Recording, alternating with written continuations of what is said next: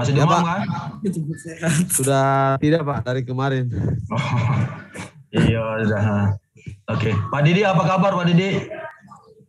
Alhamdulillah sehat, Pak. Oh iya. Semalam saya komunikasi dengan Pak Ikhwan. Beliau berkenan hadir acara hari ini, tetapi sampai sekarang belum muncul beliau. Mungkin ada kesibukan.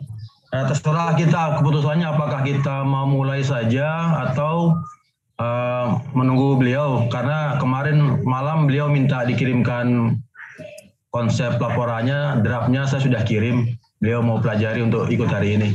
Gimana nih keputusan teman-teman nih? Atau Pak Didi bisa hubungi nih kan? Hubungi Mas Ikhwan. Pak, saya WA dulu Pak Ikhwan juga ya. Ya, siap Mas.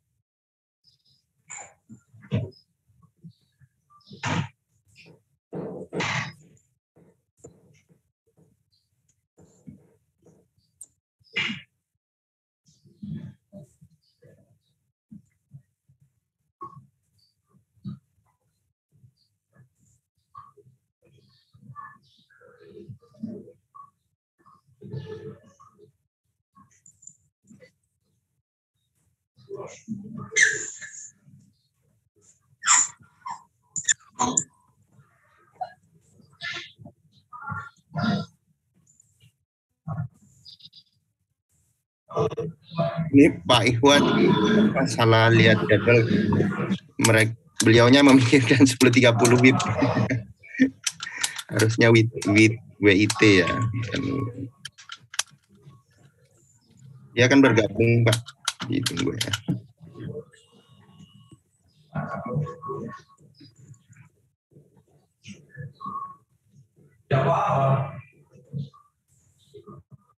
Nanti kan di-scan dong, kalau di-scanning nanti.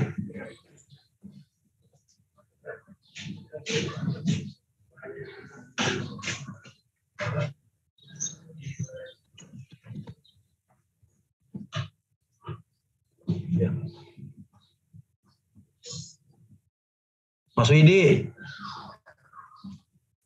Ya, Pak. Mas Widi, ya. Saya baru hubungi Pak Kepala Balai. Sedianya kemarin malam beliau mau buka acara, tapi beliau sekarang sedang menuju ke Manggala. Jadi beliau minta saya untuk wakili beliau saja untuk acara ini. Oh baik Pak. Berarti kita mulai saja atau tunggu Pak Ikhwannya aja Pak ya? Nunggu kabar dari Pak Didi. Pak Ikhwan ada konfirmasi ya? Ini katanya mau bergabung Pak. Karena baik, tunggu saja berarti. Iya, katanya gitu. Salah lihat jadwalnya, dikiranya itu 8.30 WIT ya mungkin. Salah itu dikiranya 10.30 mulainya. Iya. Beda ruang waktu ya. Iya Pak, beda pindahan 2 kali di ruang waktu.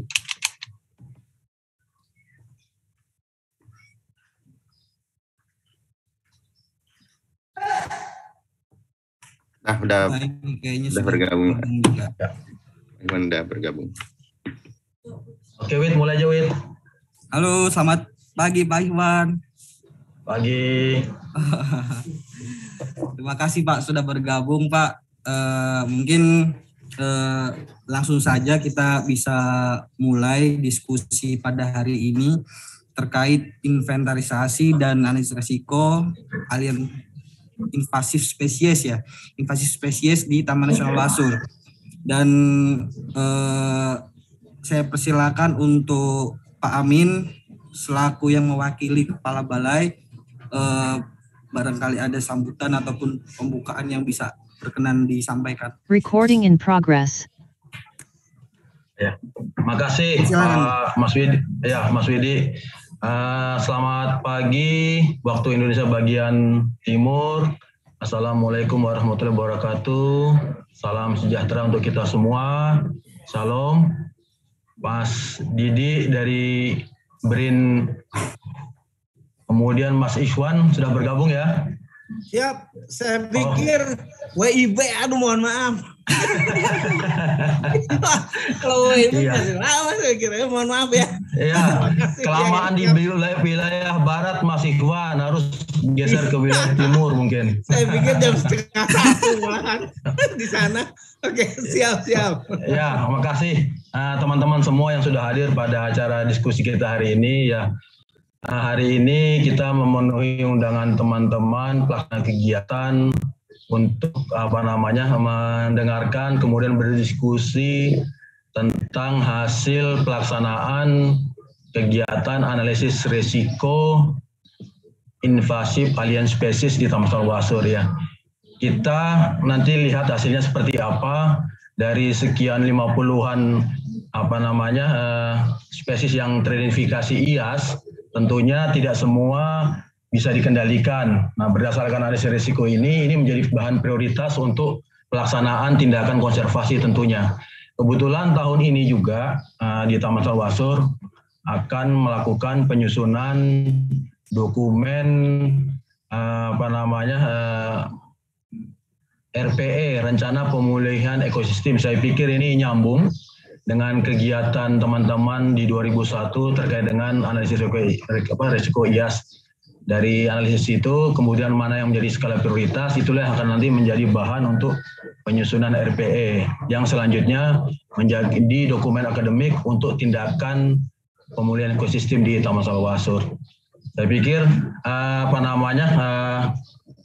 saya menyampaikan sebelumnya permohonan maaf Kepala Bal yang sedianya hari ini beliau bisa ikut, tetapi ternyata tadi beliau sampaikan sedang dalam perjalanan menuju ke Manggala di Jakarta ya.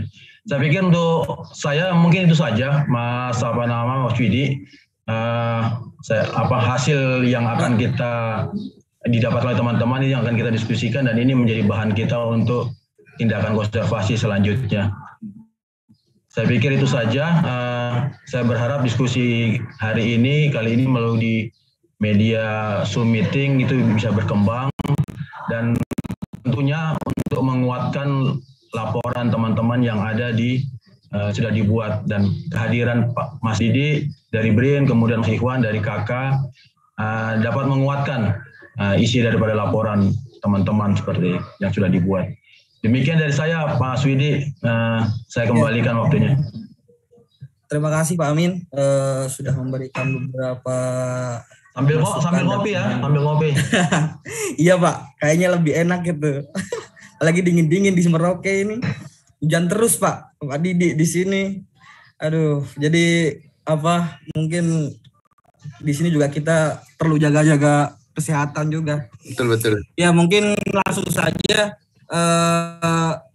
Diawali dengan nanti presentasi dan nanti ada sesi tanya jawab juga. Mungkin nanti setelah presentasi dari tim analisis risiko dan inventarisasi IAS di Taman Nasional Wasur, nanti setelahnya mungkin ada penyampaian dari Pak Nardi ataupun Pak Ikhwan terkait hal-hal yang ingin disampaikan, dan nanti setelah itu baru kita buka sesi tanya jawab. Seperti itu saja ya Bapak Ibu, mungkin kira-kira ada saran atau masukan begitu? Sepakat. Begitu saja ya. Sepakat. Oh baik Pak.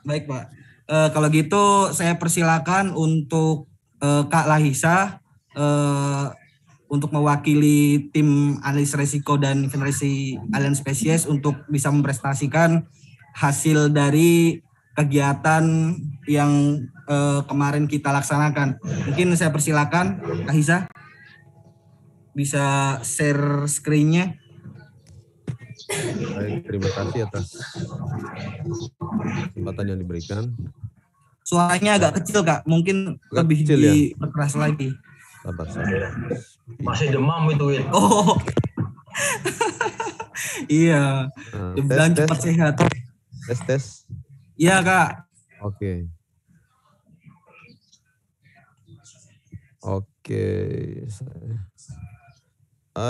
Tolong ini hostnya ini dulu kasih akses ke saya. Ini muncul tulisan host disable participant screen sharing.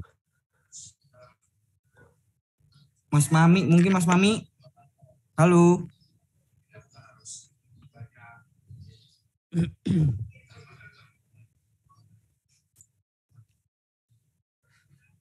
Mas Mami mungkin bisa buka dulu itu. Sudah. Coba Udah. cek Mas Widi.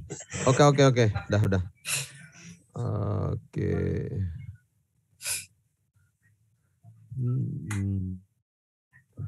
Sudah muncul ya? Halo? Sudah. Ya sudah Kak. Mungkin Dibesarin aja. Dibesarin itu Kak. Oke. Nah. Iya. Baik, terima kasih. Saya akan coba memaparkan hasil analisis inventarisasi dan analisis risiko yang telah tim IAS Wasur ini lakukan, dan juga sebagaimana dokumennya telah direview oleh Pak Sunardi dan juga Pak Iwan. Jadi sebenarnya kalau kita lihat TN kita ini secara global itu sebagai lahan basah itu sangat penting dan juga sudah ditunjuk sebagai Ramsar, kemudian sebagai AFP site. Namun di dalam itu ada permasalahan-permasalahan atau dinamika ekologi sendiri. Salah satunya adalah keberadaan invasif spesies maupun IAS itu sendiri. Nah, ini kita khawatirkan adalah bagaimana spesies invasif ini mengancam biodiversitas maupun ekosistem dalam kawasan itu sendiri. Nah, sebagaimana juga di Konvensi CBD 2006 itu juga dilaporkan bahwa invasif spesies ini kontribusinya sudah mencapai 40% dari semua misalnya kepunahan hewan itu. Kemudian juga Pak Citro Sudiro juga menyampaikan itu dampaknya terhadap lingkungan, kemudian sosial, mau sampai bahkan kepada kesehatan masyarakat.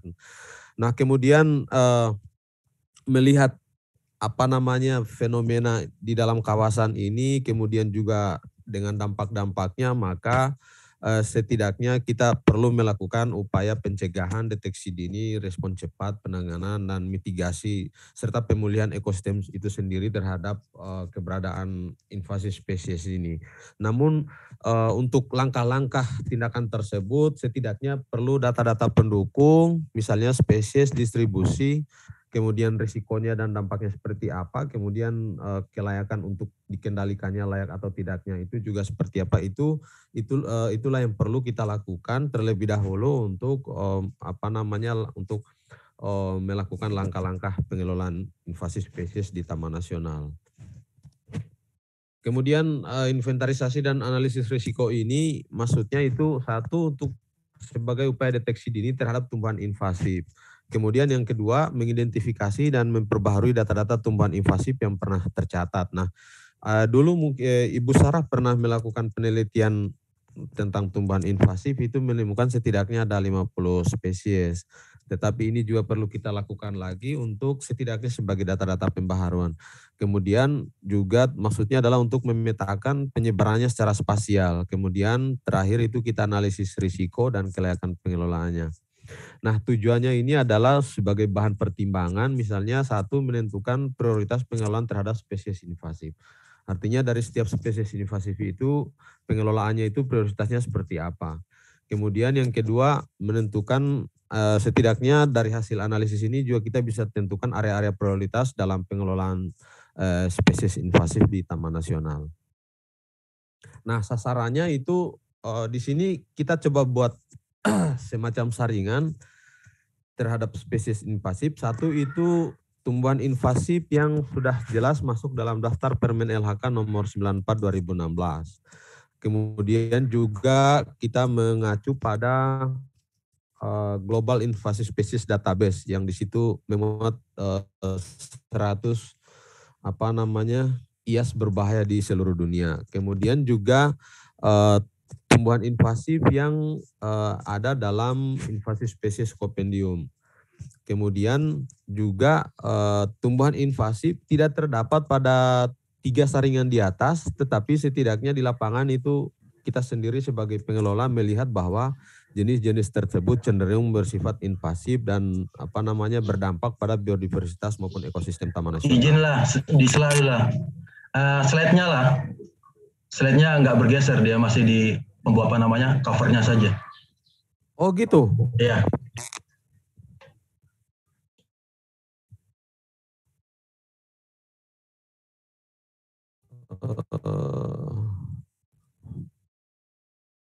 Ini bisa, Pak? Masih cover depannya saja lah. Loh. Sudah. Geser. Terus bisa di full kan nggak, Mas Isa? Iya di slideshow. Iya, tapi di full saya belum. Gini. Full screen. Gitu muncul ya? Belum kalau saya. Kalau mau gini aja Mas Isa, dikeluarkan lagi terus dimunculkan lagi. Oke. Oke, baik. Wah, kirain dari tadi sudah masuk ini. Kalau ini masuk ya?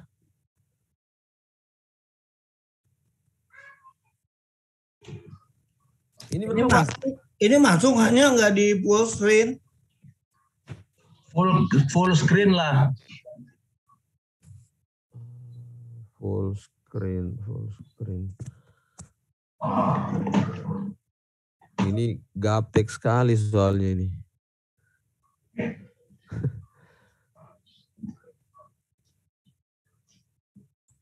Atau coba nanti yang saya yang share aja, Kak.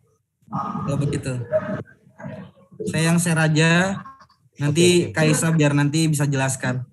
Oh iya, oke, coba. Ya. Mungkin ditutup dulu nanti saya yang share dari sini.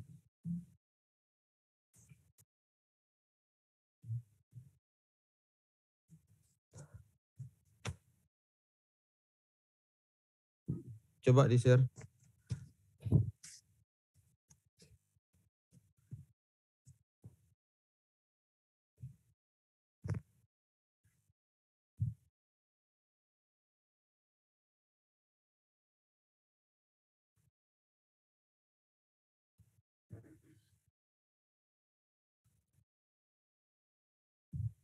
Share screen.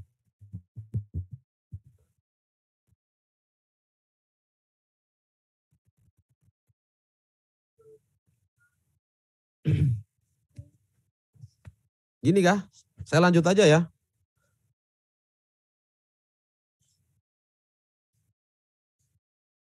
Halo, Fit. Iya Kak. Iya lanjut saja Kak. Oke.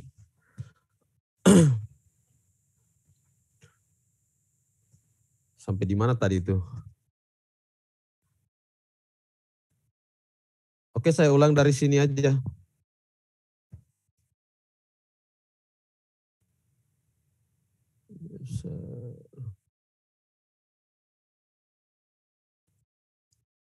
Kalau gini muncul ya?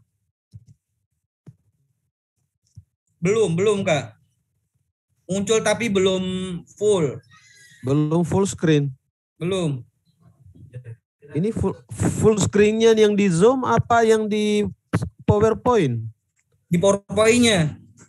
Oh. Kalau pakai laptop kok baca, Win. Hanya kalau pakai HP mungkin Nggak bisa pakai. Saya pakai laptop ini. Oh.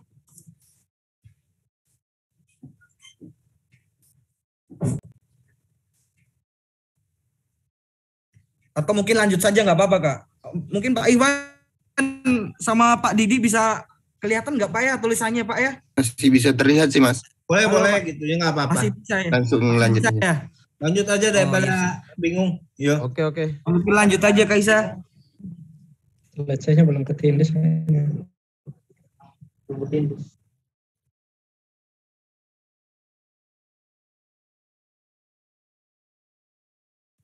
Begini bisa ya?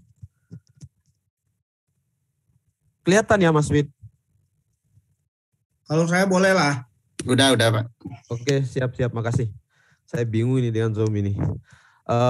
Jadi mungkin saya ulang, jadi maksud dari inventarisasi ini itu satu, itu sebagai upaya deteksi dini terhadap tumbuhan invasif. data-data tumbuhan yang invasif yang pernah tercatat. Seperti yang dulu pernah misalnya Ibu Sarah mencatat, nah itu setidaknya kita dari inventarisasi ini bisa memperbaharui kembali. Kemudian berikut itu memetakan penyebarannya secara spasial dan terus menganalisis potensi risiko berikut kelayakan pengendaliannya. Nah tujuannya adalah untuk menentukan prioritas pengelolaan terhadap setiap spesies invasif yang ada di Taman Nasional. Kemudian untuk dari hasil analisis juga kita bisa menentukan area prioritas dalam pengelolaan spesies invasif di kawasan Taman Nasional. Nah sasaran inventarisasi kita itu kita punya beberapa filter untuk mengambil datanya. Satu itu tumbuhan invasif yang jelas termasuk dalam Permen LHK nomor 94 2016. Kemudian yang kedua itu tumbuhan invasif yang termasuk dalam daftar 100 spesies yang berbahaya di dunia. Kemudian berikutnya adalah tumbuhan invasif yang tercatat dalam invasif spesies Compendium. Kemudian yang keempat, tumbuhan invasif yang tidak terdapat pada 3 kriteria di atas, pada 3 daftar di atas, tetapi kita sebagai pengelola melihat bahwa secara nyata tumbuhan tertentu itu menjadi invasif, kemudian memiliki dampak pada biodiversitas maupun ekosistem di Taman Nasional.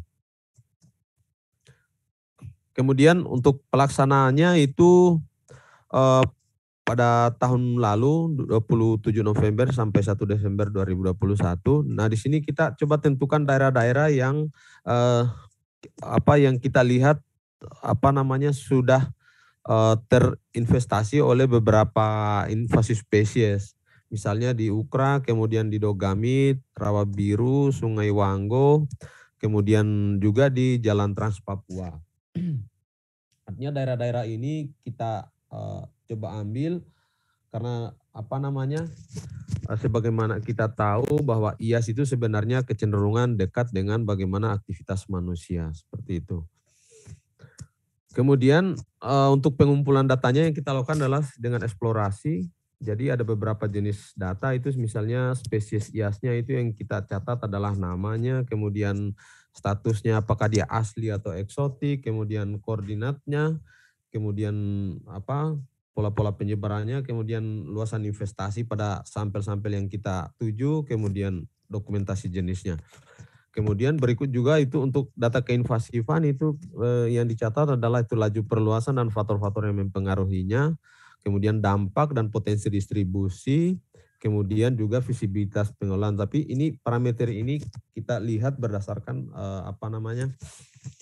dalam panduan analisis risiko data-data apa saja yang dibutuhkan untuk memudahkan dalam analisis risikonya dan analisis kelayakan pengendalian. Kemudian analisis data itu datanya kita analisis secara kualitatif untuk hasil inventarisasinya, kemudian pemetaannya itu dengan menggunakan GIS dan drone mapping. Kemudian untuk analisis risiko itu kita menggunakan sistem scoring berdasarkan Perdirjen KSDA nomor P4 2019 yang diadopsi dari buku pedoman analisis risiko tumbuhan invasif oleh Pusat Penelitian Pengembangan Kehutanan dan Forest Indonesia. Dengan dengan rumus-rumus yang digunakan, risiko sama dengan keinvasifan dikalikan dampak kali potensi distribusi, kemudian visibilitas yaitu mencakup biaya, distribusi dan persistensinya. Nah, untuk prioritas pengendaliannya ditentukan berdasarkan matriks yang sudah baku dalam buku pedoman tadi. Kemudian untuk hasil inventarisasi tumbuhan invasif itu sendiri, jadi yang kita temukan itu kurang lebih ada 30 jenis. Nah ini kalau yang dari hasil penelitiannya Ibu Sarah 2012 itu ada 50-an jenis, tetapi setelah kami amati itu ternyata tidak semuanya itu sebenarnya termasuk dalam spesies-spesies invasif. Dan waktu itu kebetulan saya sendiri yang ikut juga penelitiannya. Sebenarnya dari 50-an jenis tumbuhan itu secara ini di lapangan sebenarnya hanya jenis-jenis tertentu yang memang benar-benar menginvasi. Kemudian dari jumlah yang kami dapatkan itu ada dari 13 famili. Nah, dari segi habitus itu ada herba, semak, tapi lebih banyak herba. Kemudian liana dan perdu. Nah, ini kalau sebarannya dalam kawasan, ini seperti ini.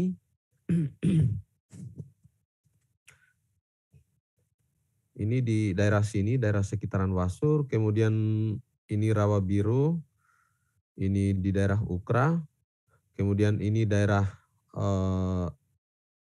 Dogamit, daerah sini di daerah Dogamit, kemudian di sini daerah Kiara Tomerau, kemudian di sini di daerah Samleber dan di daerah sekitaran Wanggo.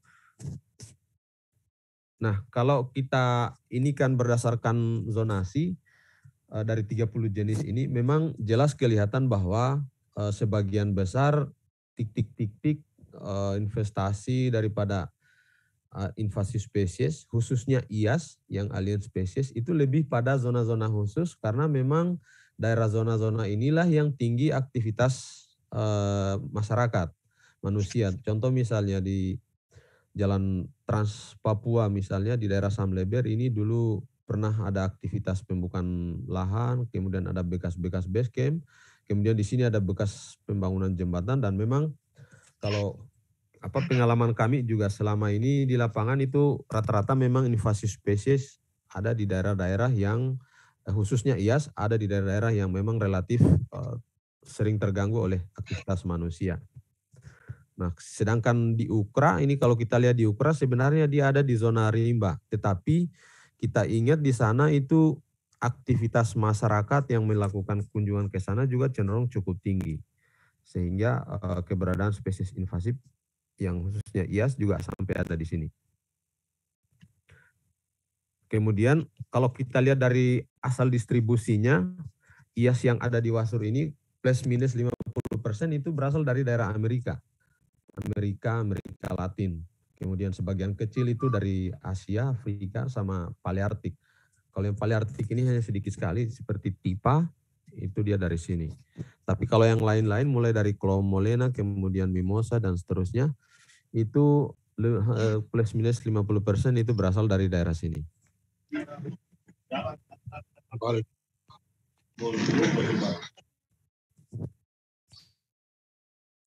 Halo, Kak Smith, ya, halo. Mungkin bisa dimatikan dulu voice-nya, Kak. Suaranya dimatikan dulu.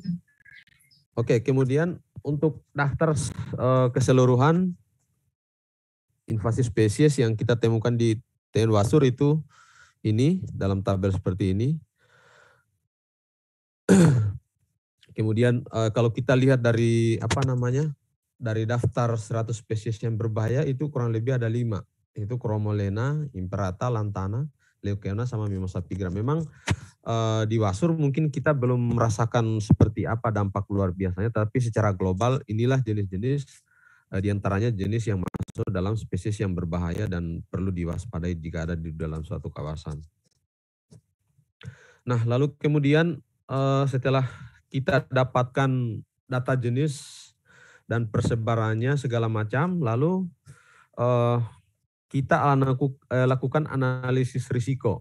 Kalau dulu mungkin teman-teman PEH yang lain walaupun tidak terlibat dalam analisis ini, tetapi setidaknya mungkin dulu waktu BIMTEK kita sudah pernah dapat. Jadi gambarannya seperti ini setelah kita analisis. Jadi memang ada hanya jenis-jenis tertentu yang kategori risikonya itu sangat tinggi.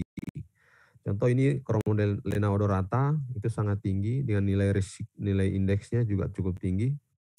Ini. Lalu kemudian untuk kelayakan pengelolaannya setelah kita analisis adalah hasilnya seperti ini.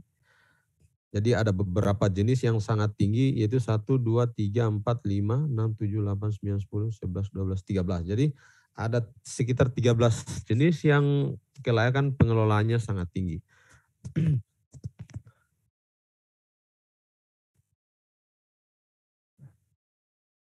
Setelah keinvasifan dan kelayakan pengelolaannya kita analisis, lalu dengan matriks yang sudah baku, yang sudah ada, kita bisa menentukan setiap spesies itu prioritasnya pada tahap mana untuk dikendalikan, pada tingkatan mana untuk dikendalikan. Nah, setelah kita cocokkan dengan matriks ini, ternyata dia hanya sampai pada 6 kategori prioritas pengelolaan. Tidak sampai pada eradikasi. Ada mulai dari aksi terbatas, kemudian monitor, kemudian kelola situs, kelola tumbuhan invasif, sampai musnahkan investasi. Jadi tidak ada yang sampai pada tahap eradikasi. Meskipun misalnya kelayakannya sangat tinggi, tetapi ternyata dari segi risiko jenis tertentu itu dia tidak sangat tinggi, bahkan hanya sampai pada tingkat tinggi saja. Jadi tidak sampai pada tahapan eradikasi. Nah, kemudian dari hasil analisis risiko sama kelayakan pengendalian juga kita bisa menentukan area prioritas untuk pengelolaan tumbuhan invasif.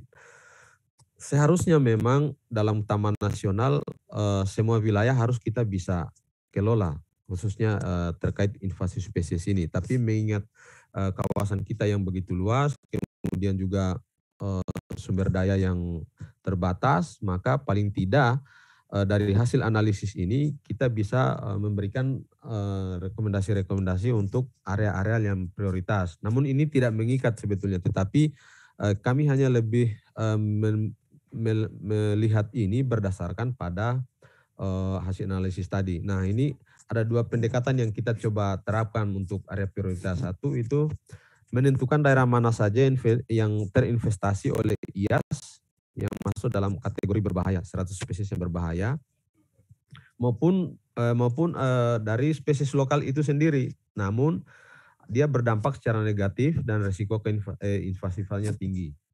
Kemudian pendekatan yang kedua itu kita lihat seberapa pentingkah daerah yang terinvestasi itu untuk secara ekologi, secara umum, kemudian untuk biodiversitas, kemudian sosial dan ekonomi dalam kawasan Taman Nasional.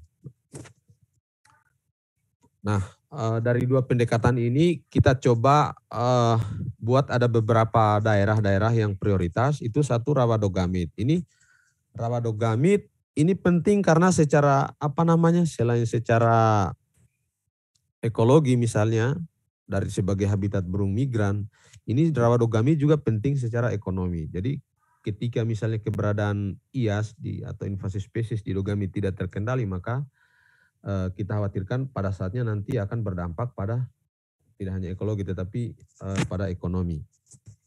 Kemudian rawa biru sebagaimana yang kita sudah ketahui selama ini bahwa isu-isu penting rawa biru terkait invasi spesies adalah masalah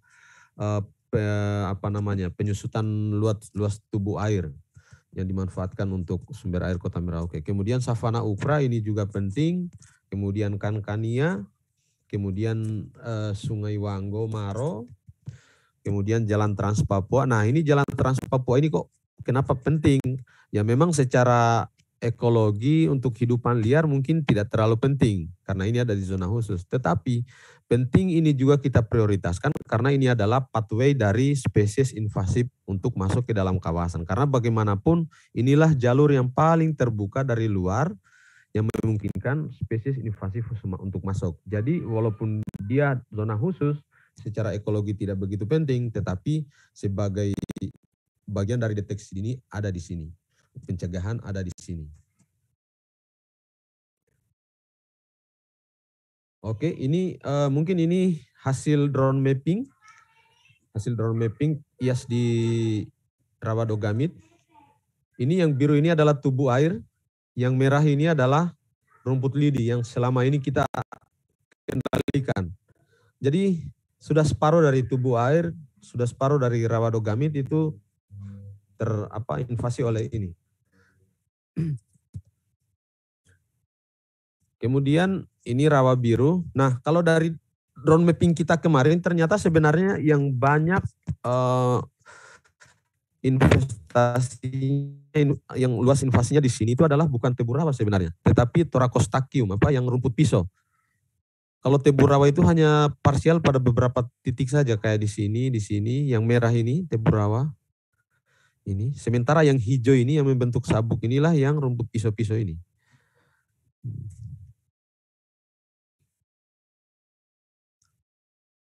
Nah, kalau ini Mimosa pigra. Ini Mimosa pigra yang ada di Sungai Wanggo.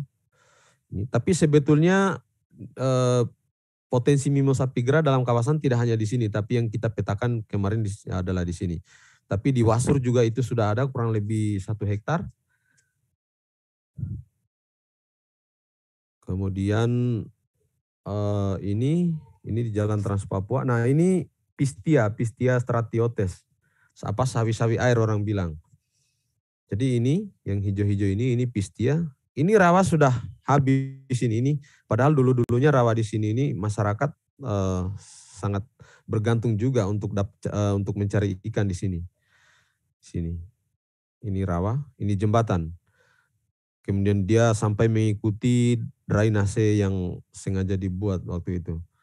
Ini sudah penuh semua. Nah, yang kita khawatirkan ini kalau tidak ada penanganan lanjutan, jangan sampai dia meluas ke daerah-daerah lain, ke daerah perairan lain. Karena contoh kasus kayak di Rawa Biru itu Hangwana Malayana, ada masyarakat bilang dulu ada beberapa orang sengaja membawa tanaman itu ke Rawa Yoram kalau nggak salah. Kemudian ada juga di Rawa Ukra. Tujuannya katanya supaya jadi tempat berlindung ikan. Nah, mereka tidak paham mungkin ke depan ketika tumbuhan itu menginvasi secara besar-besaran jadinya rawa akan tertutup. Kemudian kalau ini adalah savana ukra. Tapi di sini kita titik beratkan adalah melihat sejauh mana laju penutupan daripada melaleuca, invasi melaleuca di savana ukra. Nah, ini teman kita yang di GIS itu mencoba membandingkan citra 2001 sampai dengan 2021. Jadi selama 20 tahun itu sudah sekitar 16% luas savana menyusut oleh invasi melaleuca. Nah, di Kankania juga terjadi seperti ini, tetapi kita belum dapatkan dia punya itu. Nah, seperti itulah hasil-hasil inventarisasi dan analisis tadi. Kemudian mungkin selain rekomendasi prioritas pengelolaan IAS itu sendiri, mungkin secara umum juga ada beberapa rekomendasi lain. Nah, intinya bagaimana keberhasilan pengelolaan tumbuhan invasif itu. Nah, yang kita kehendaki adalah satu, terkendalinya investasi dan penyebaran tumbuhan invasif. Terus yang kedua, hilang atau setidak-tidaknya berkurang dampak negatifnya terhadap lingkungan, biodiversitas, sosial, ekonomi, maupun ekosistem secara keseluruhan. Nah, untuk mencapai keberhasilan itu, maka beberapa rekomendasi pengendalian, penelitian, dan pemantauan tumbuhan invasif adalah sebagai berikut. Satu, pengamatan karakteristik jenis tumbuhan invasif serta dampaknya terhadap kondisi iklim, mikro, dan hidrologi. Nah, kalau kemarin kan kita hanya melihat sebagian kecil saja daripada tumbuhan invasif itu sendiri. Nah, sehingga ke depan mungkin yang kita rekomendasikan juga adalah pengamatan seperti ini. Kemudian jalur penyebaran secara spasial juga belum dianalisis secara mendalam. Kemudian secara ekonomi juga dampaknya belum dilakukan secara mendalam juga. Kemudian pengembangan program pemulihan ekosistem. Nah, seperti yang tadi mungkin Pak Amin di awal-awal menyampaikan, nanti pada akhirnya ini menjadi dasar juga untuk membuat RPE. Nah, kemudian ada beberapa kesimpulan itu tumbuhan invasif sendiri ada 30 spesies yang kita analisis. 27 spesies diantaranya itu merupakan spesies eksotik atau kategori IAS yang tadi sebelumnya itu saya tampilkan, ada yang dari Amerika, Afrika, Asia, dan Paleartik.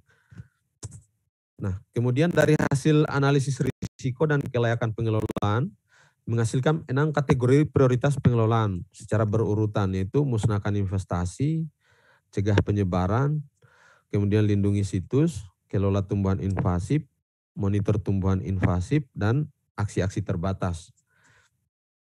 Nah, untuk penjelasan masing-masing kategori prioritas pengelolaan ini bisa kita lihat lebih jauh ke dalam buku buku panduan analisis risiko.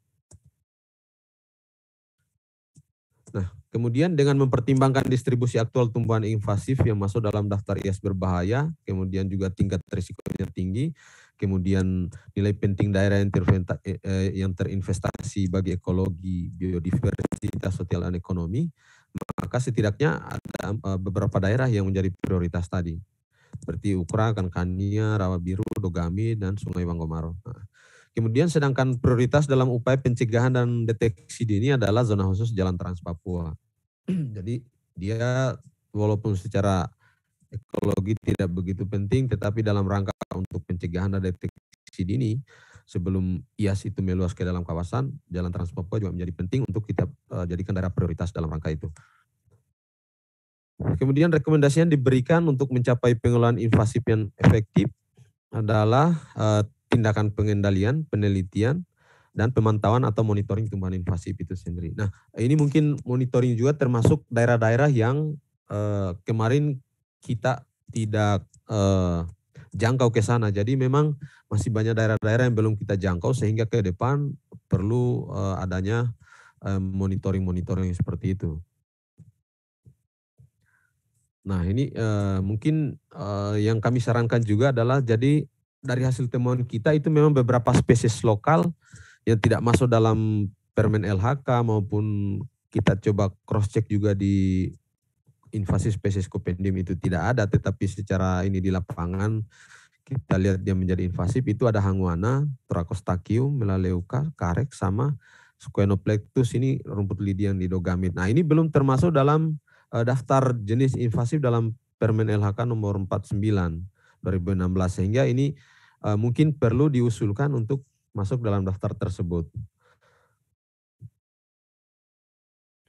Oke, terima kasih. Itu saja yang dapat kami sampaikan. Selanjutnya saya kembalikan ke moderator. Terima kasih. Ya, terima kasih Kaisa. Menarik sekali. Mungkin setelah ini kita langsung saja mendengar saran atau masukan dari mungkin dari Pak Sunardi dulu mungkin ya. Dari Pak Sunardi mungkin bisa memberikan masukan ataupun saran atau hal-hal yang bisa memperkuat bahwasanya memang spesies invasif itu di Taman Nasional Waser memang harus diperhatikan secara utuh begitu. Mungkin saya persilakan untuk Pak Sunardi bisa memberikan masukan dan sarannya. Baik, terima kasih Mas Dwi. Selamat pagi Bapak Ibu sekalian. Di sini juga ada Pak Ikhwan sudah bergabung. Jadi apa yang kami perhatikan dari pertama mungkin dari dokumen ya, penyusunan dokumen. Kemarin kan sudah dikirimkan ke saya juga untuk melalui proses review. Pertama kan dokumen analisis resikonya berupa fact sheet dari Excel yang dikirimkan Pak Isa juga. Itu sudah kami periksa juga dan memang sudah cukup lengkap ya. Pengisian tabel tersebut sudah melalui mekanisme yang cukup lengkap.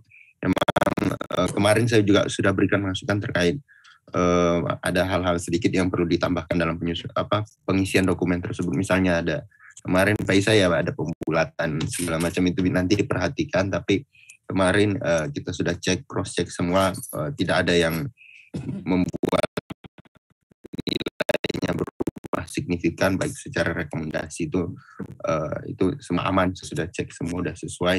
Kemudian untuk penyusunan pengambilan data di lapangan juga sudah memadai dengan waktu yang cukup singkat ya, kemarin cuma beberapa minggu turun ke lapangan. Ini hal yang luar biasa juga, tim Pak Amin, Pak Isa juga sudah melakukan pengambilan data yang cukup bagus, termasuk ada pemetaan lokasi-lokasi tersebut yang menjadi prioritas.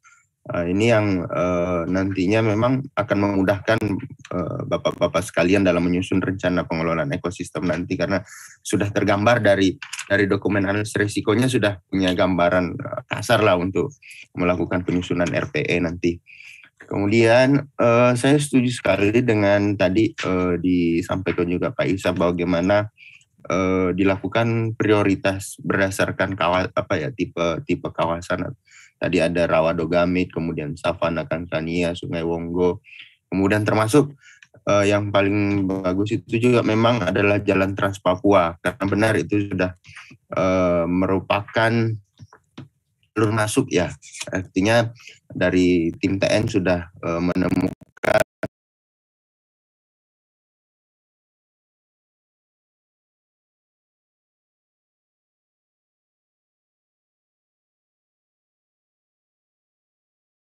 recording in progress. Ada juga saya note terkait tadi yang disampaikan tentang Mimosa Pigra, Pak. Jadi Mimosa Pigra saya lihat dari luasan di peta juga masih memungkinkan untuk dikendalikan, karena sebenarnya itu ketika sudah meluas juga itu cukup sulit juga Pak dikendalikan Mimosa Pigra. Jadi memang itu juga karena luasannya masih istilahnya visible untuk dikendalikan, memang sebagusnya memang kita akan menjadi prioritas juga loh jenis tersebut.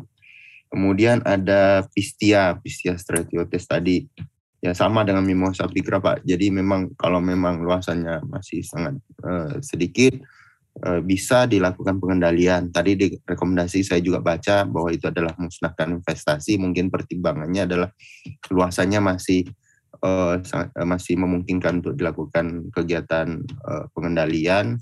Kemudian dipastikan ya ketika Bapak-Bapak juga mengklaim bahwa bisa memusnahkan investasinya itu, dipastikan bahwa memang benar-benar tidak menyebar ke lokasi yang lainnya.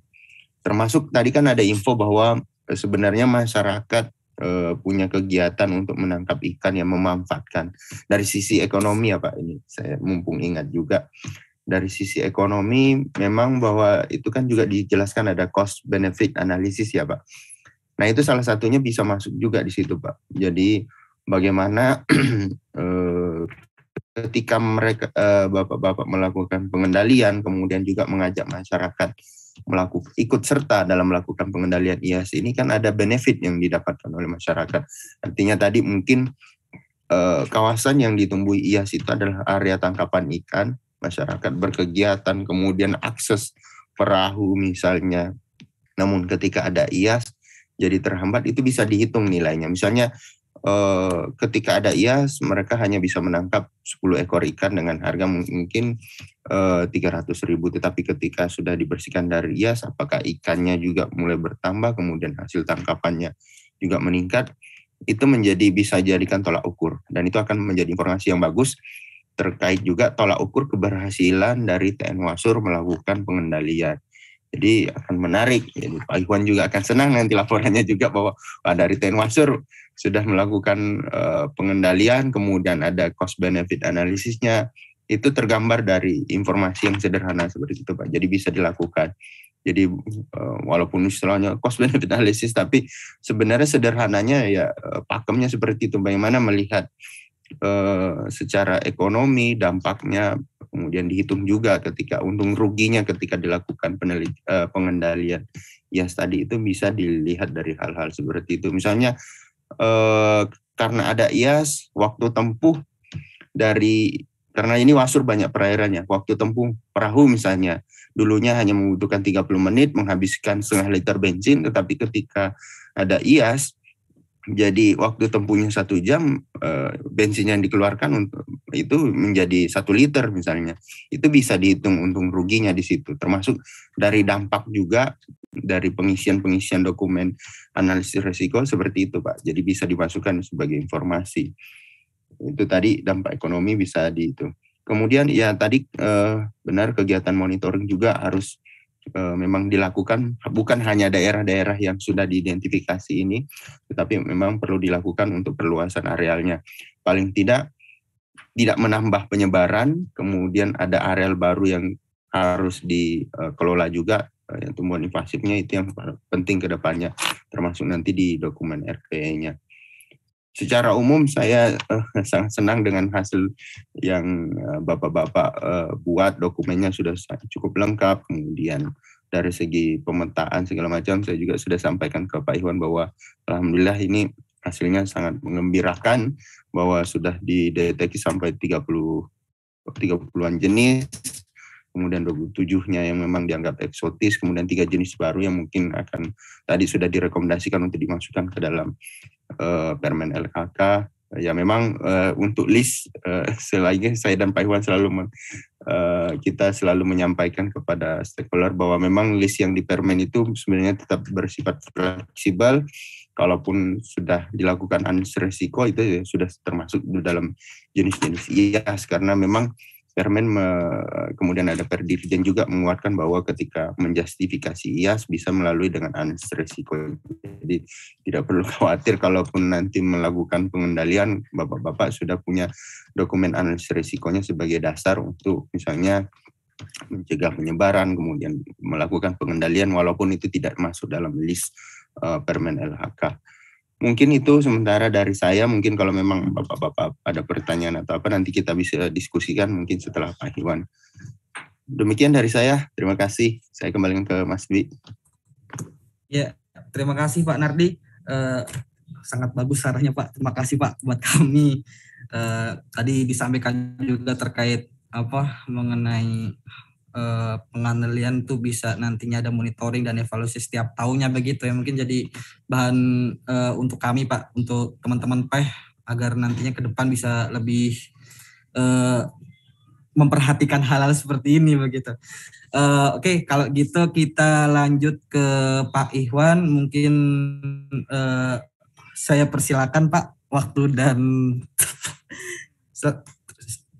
monggo Pak. Ya. Oke, kedengaran ya Mas Dwi? Iya Pak, kedengaran Pak. Oke. Terima kasih. Assalamualaikum warahmatullahi wabarakatuh. Selamat di sini agak pagi ya, bukan pagi sih, udah menjelang siang lah. Di sana mungkin udah siang. Selamat sejahtera, salam. Dan mudah-mudahan kita dalam kondisi yang pada sehat ya. Kalau saya nggak tahu nih di Papua mungkin relatif masih pada aman-aman saja ya. Tapi kalau di daerahnya saya dan Pak Didi ini udah siaga 3 ini kelihatannya, karena si Omikronnya udah tambah parah nih kayak gitu ya. Ya, dan, betul. Nggak tahu Mas Didi masih WFH atau tidak. Kalau kami sudah 25% Mas Didi. Sama 25% Pak. Ya. Ini juga dibatasi karena saya juga karena sampel di lab, jadi mau nggak mau harus ke lab dulu. Ya. Paling biasa siang pulang. Iya begitu. Mungkin di saya juga mungkin di Manggala udah kita hanya 2 hari ini sekarang hadir di kantor gitu ya. Ya mudah-mudahan sih tambah landai lah. Walaupun sekarang sih katanya lagi menuju ke peaknya kayak gitu ya, sehingga ada peluang katanya bisa 100.000 per hari kasusnya itu. Mudah-mudahan janganlah kayak gitu ya. Tapi mudah-mudahan teman-teman Papua mungkin di sini Wasur bisa pada posisi sehat dan mudah-mudahan jangan masuk deh gitu ya, penyakit Omikron masuk sana. Amin. Amin. Oke, tadi mungkin apa yang disampaikan oleh Mas Didi terkait dengan presentasi yang diwakili oleh Mas Isa gitu ya. Saya juga sempat WA-an gitu ya sama Mas Didi, ini bagus sekali gitu ya. Si laporannya bagus sekali gitu ya, dari beberapa ya, mungkin saya bukan membandingkan gitu ya, tapi setidaknya ini untuk buat motivasi buat teman-teman yang lain. Ini di antara berapa kemarin itu ya Mas Didi, sekitar 8 kalau salah, 8 atau 7 ya resiko analisis resiko yang dilakukan di tahun 2021 ini. Kalau menurut saya sih untuk sementara gitu ya, ini yang paling bagus gitu ya, ini paling bagus dari sisi analisisnya kayak gitu ya. Dan operasinya aja, operasi relatif kita berkomunikasi tapi relatif senyap gitu ya, tidak banyak protes gitu, tapi hasilnya bagus gitu ya. Ada yang banyak nanya tapi masih agak bingung, tapi mungkin berbeda mungkin ya permasalahan ataupun pola kerja dari tiap-tiap TN. Mungkin ada beberapa mungkin yang ingin saya sampaikan, mudah-mudahan ini tidak mengubah sih, sebenarnya hanya sebatas menambahkan atau menyarankan. Jadi mungkin ini saya sempat baca ternyata kalau di Wasur itu ada beberapa yang mungkin IAS yang mungkin di daerah orang lain atau di tempat lain itu adalah invasive alien species, malah menjadi tumbuhan yang harus dilestarikan gitu ya. Saya lihat gitu ya di bukunya, walaupun saya sekarang saya scanning gitu karena saya baru dapat bukunya malam gitu ya. ternyata ada yang dilestarikan. Mungkin karena asal dari tumbuhan itu mungkin yang dimana mungkin Papua itu agak dekat dengan Australia mungkin ya. Jadi ada beberapa tumbuhan yang mungkin itu sebenarnya kalau di P94 ataupun di buku yang ini bahwa ini invasif, ternyata di sana malah harus dilestarikan mungkin karena berasal dari kawasan tersebut. Kemudian mungkin ini bisa menyatakan bahwa IAS di suatu tempat berbeda dengan tumbuhan. Kalau di suatu tempat disebut IAS, mungkin di tempat yang lain mungkin tidak bisa dikatakan IAS. Saya pikir mungkin itu yang saya tangkap. Karena ada beberapa akasia yang ternyata itu dilestarikan, Mas Didi, saya lihat ya. Gitu, saya baru tahu juga. Oh ya oke lah, mungkin itu. Kemudian yang kedua, mungkin di buku itu ada subam gitu yang ada inventarisasi dan identifikasi kalau nggak salah ya, betul ya, Mas Isa ya. Itu kalau bisa yang dimulai itu identifikasi dulu gitu, baru inventarisasi. Jadi mungkin itu tinggal diubah aja. Jadi jangan inventarisasi baru identifikasi. Biasanya identifikasi dulu ya, baru invent gitu ya. Ataupun mungkin bisa bersamaan. Tapi mungkin yang saya tangkap biasanya sih penulisannya identifikasi dan inventarisasi kayak gitulah. Di ident kemudian di invent. Tapi silakan kalau misalnya ternyata invent dulu juga bisa Pak. Karena bisa aja kita tulis SP1, SP2, SP3 baru di ident. Oke, maka silakan. Tapi pakemnya yang saya tangkap sih seperti itu.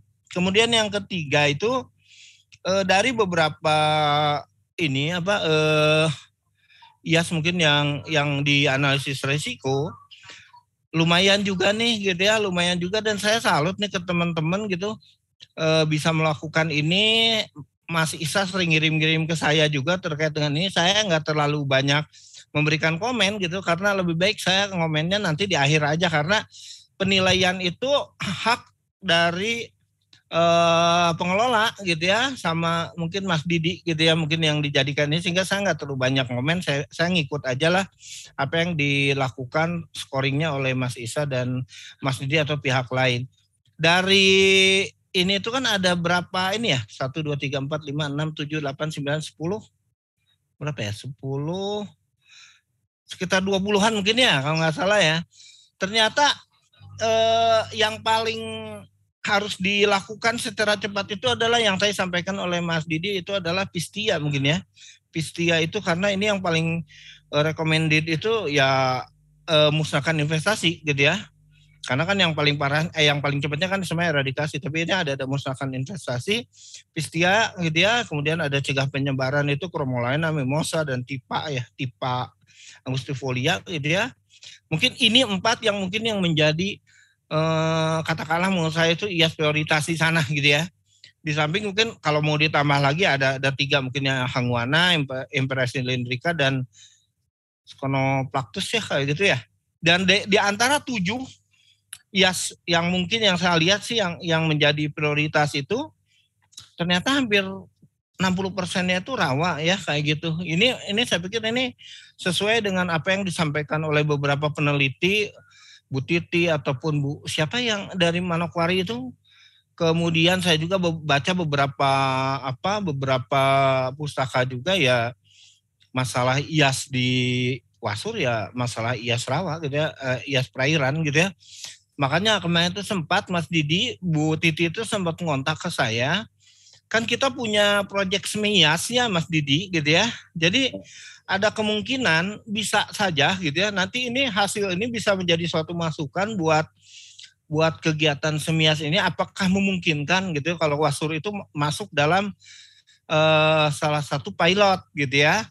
Benar sih ya, kemarin kita nyebutnya Bromo gitu. Tapi karena Bromo kemarin agak sedikit Semerunya itu agak sedikit batuk-batuk terus sampai sekarang gitu ya. Jadi kita agak takut juga, sempat ada opsi gitu ya. Gimana kalau misalnya Wasur untuk dimasukkan untuk pilot gitu ya. Tapi itu masih belum bisa kita ubah karena di PPG-nya masih ngomong tentang Bromo ya. Jadi nanti mungkin bisa aja di tahun pertama, tahun kedua mungkin bisa aja mungkin diusulkan Wasur untuk masuk dalam pilot pengelolaan IAS gitu ya, karena ini hampir 60% kebanyakannya sih IAS rawa gitu ya, IAS perairan lah tuh kayak gitu. Nah ini saya pikir salut nih Mas Isa CS gitu ya, Pak ini gitu, Pak Amin ini saya pikir menghasilkan ini menjadi harta karun gitu ya, yang harus harta karun atau harta ini ya, ataupun masalah baru gitu ya. Tapi setidaknya ini menjadi jelas nantinya untuk Wasur untuk melakukan pengelolaan kawasan gitu ya. Sehingga jelas siapa yang jadi musuhnya, siapa yang jadi ancamannya itu lebih jelas ketika kita sudah melakukan analisis risiko ini. Kemudian yang keempat itu terkait dengan saran dinyatakan bahwa ada beberapa yang belum masuk di PS94 tadi sempat disinggungnya oleh Mas Didi. Oke, diharapkan nanti itu dari pihak balai gitu ya. Nanti kan buku ini kan dikirim ke pusat ya kayak gitu. Kalau bisa sih minta pengesahannya mungkin dari Pak Dirjen kalau bisa ya gitu kan. Jadi lebih kuat tuh gitu ya untuk pengajuan untuk anggaran nanti gitu ya. Dan disebutkan di sana ada beberapa spesies yang belum masuk di PS94 dan diminta dan dimohon kepada Pak Dirjen untuk menyatakan status keinvasifannya. Ini hampir sama mungkin dengan yang ada di Muara Angke mungkin ya Mas Didi ya.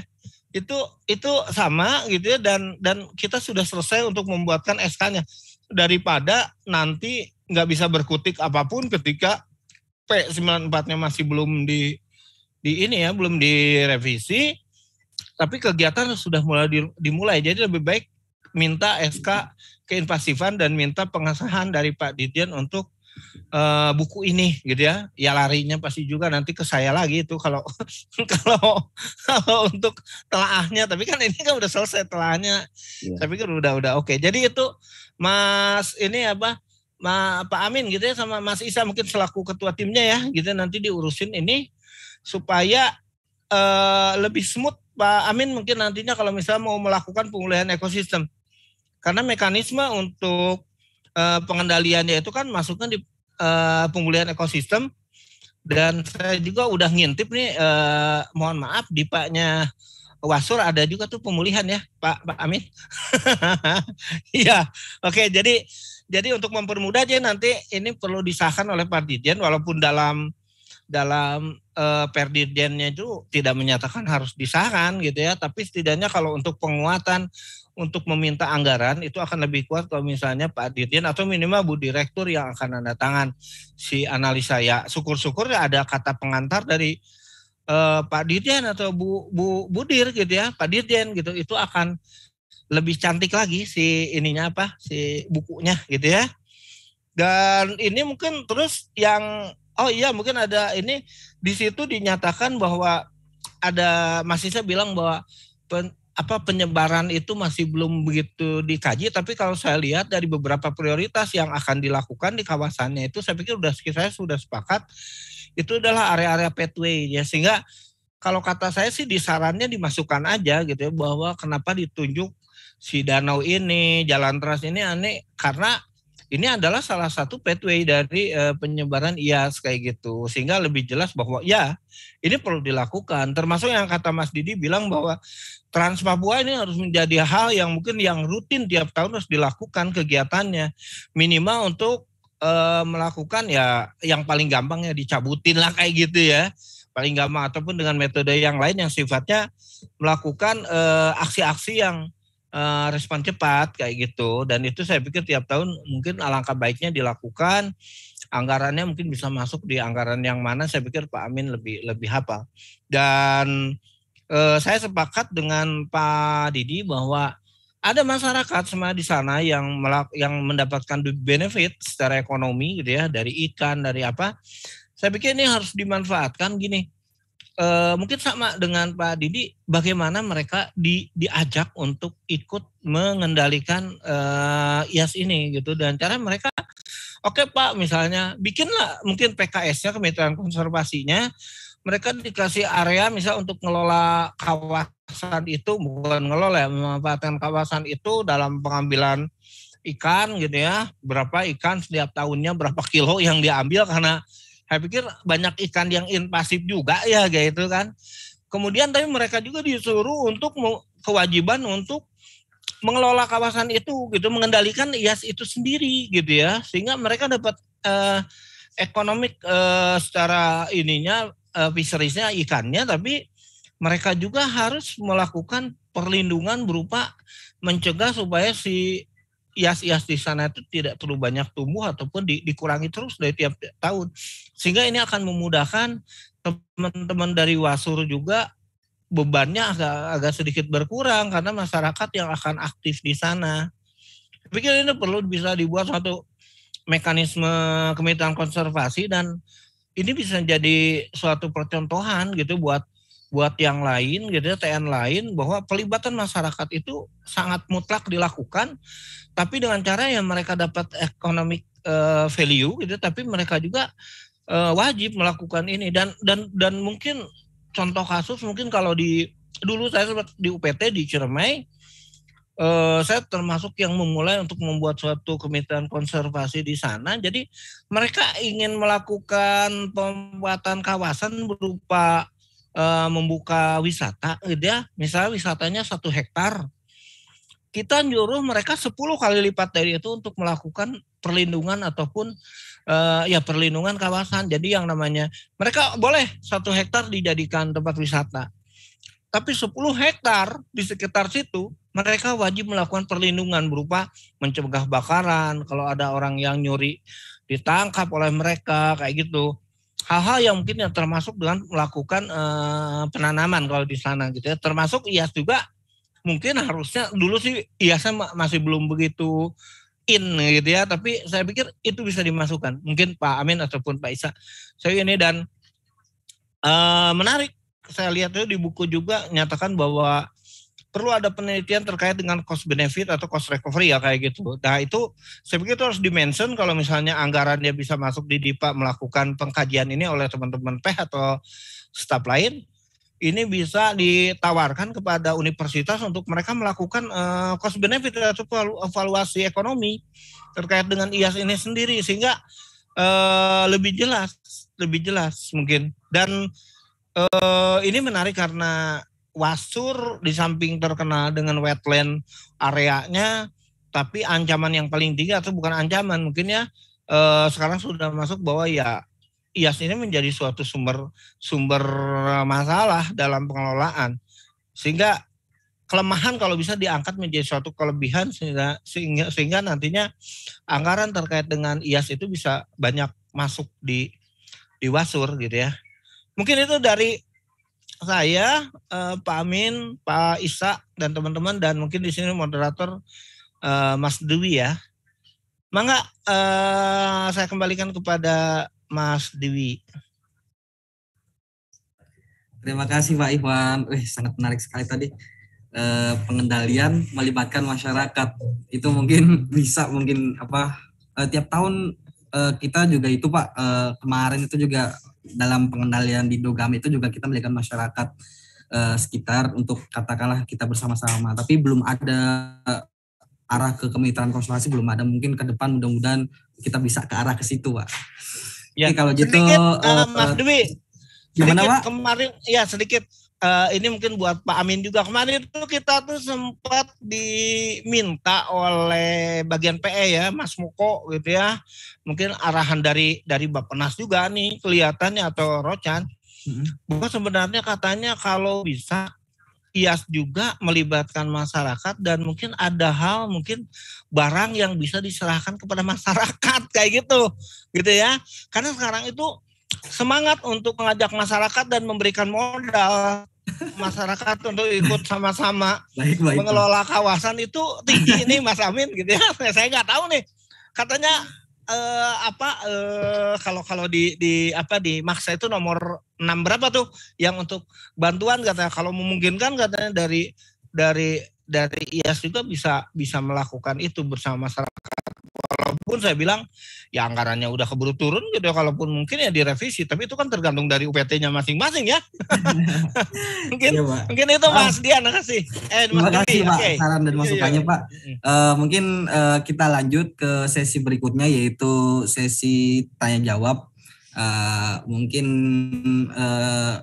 teman-teman barangkali ada pertanyaan ataupun saran untuk kami atau hal-hal yang mau disampaikan begitu. Saya kasih 3 penanya dulu mungkin ya. Tiga penanya dulu. Saya persilakan barangkali ada yang mau. Oh, silakan Pak Amin. Izin, Wid. Iya. Iya, Pak. Mungkin sebelum tanya jawab, masukan dari saya. Oh, baik, Pak. Dari sisi manajemen kelola, ya. Terima kasih, Wid. Ya. Terima kasih Pak Iksan, kemudian Pak Didi atas masukannya. Ya, saran Pak Iksan tadi terkait dengan dokumen. Ikhwan, Pak. Ikhwan. Salah aja nih, di Bapak nih. Sejak pertama ketemu sampai sekarang masih Ikhwan terus. Iya Pak Iksan, ya. Iya, terkait dengan dokumen pengesahan kalau memang minimal eselon 2 atau eselon 1 mungkin lebih bagus ya. Mungkin nanti kami buat 2 versi, 1 dokumen untuk pertanggungjawaban, 1 dokumen untuk dokumen akademik yang mungkin nanti akan dikuatkan oleh pengesahan oleh Pak Dirjen atau minimal dengan Pak Direktur di situ.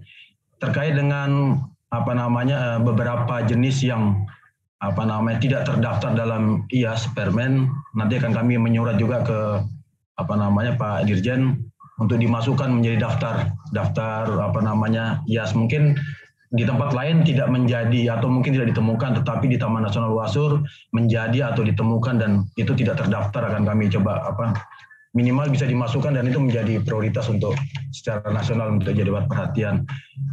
Untuk teman-teman ya saya coba lihat dari sisi manajemen kelola. Ini kalau sudah menjadi sebuah dokumen dokumen akademik terkait dengan analisis risiko IAS, nanti kan akan ditandaikan kegiatan RPE, rencana pemulihan ekosistem ya. Mungkin teman-teman sama-sama kita pahami bahwa di Taman Nasional Wasur memang wetland lahan basah dan periodenya jelas. Januari sampai dengan Juni itu hujan dan hampir semua tempat ketika periode itu adalah tergenang air. Pola aliran sungai ini juga pola aliran air ini menjadi perhatian juga dalam proses-proses penyebaran investasi biji. Kemudian ketika musim kemarau, periode Juli sampai dengan Desember itu hampir semua tempat kering, bahkan retak-retak air, binatang mencari air pun susah. Nah, ini juga menjadi proses investasi penyebaran benih untuk jenis-jenis yang pola sebarannya menggunakan perantara angin. Nah, ini perlu diperhatikan dalam melakukan metode pengendalian. Dan untuk kita sama ketahui bahwa periode berbunga dan buah untuk hampir sebagian besar jenis tanaman berbuah dan berbunga di wilayah Merauke itu terjadi di musim kemarau. Dan ketika musim hujan, musim kemarau, investasi benih itu terjadi, kemudian musim hujan, pola aliran itu terbentuk, maka pola aliran inilah menjadi salah satu jalan masuk untuk penyebaran jenis-jenis, termasuk juga aksesibilitas, di mana ada kegiatan infrastruktur, pengembangan infrastruktur, pasti di situ beberapa bulan setelah kegiatan, material yang bekas penampungan material di situ pasti ada investasi jenis-jenis IAS di situ. Nah, inilah pola-pola yang mungkin kita harus pelajari juga untuk menentukan metode-metode pengendalian. Kalau jenis-jenis tanaman berbiji yang periodenya itu musim kemarau, kemudian musim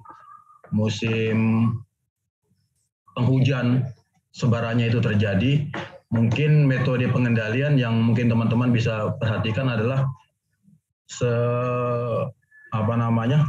itu dilakukan sebaiknya sebelum periode musim berbuah. Artinya ketika dia berbunga menjadi biji, sebelum menjadi biji ini sudah harus dikendalikan, karena ketika dia sudah jadi biji ini investasinya menjadi lebih besar. Atau ketika dia sudah berbuah, kemudian kita kendalikan secara mekanik, pasti akan rontok kemana-mana dan itu akan susah kita lakukan pemungutan bijinya. Jadi ini menjadi bahan pertimbangan kapan harus melakukan. Dan ini juga terkait dengan manajemen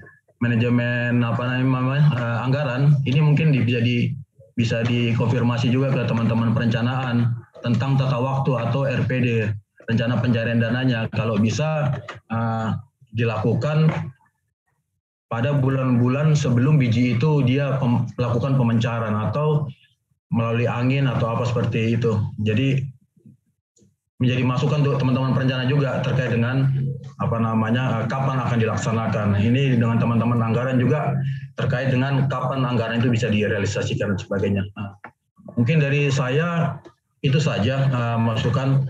Kemudian tahun ini juga kita ada rencana RPE, rencana penyusunan dokumen akademik, rencana pembangunan ekosistem.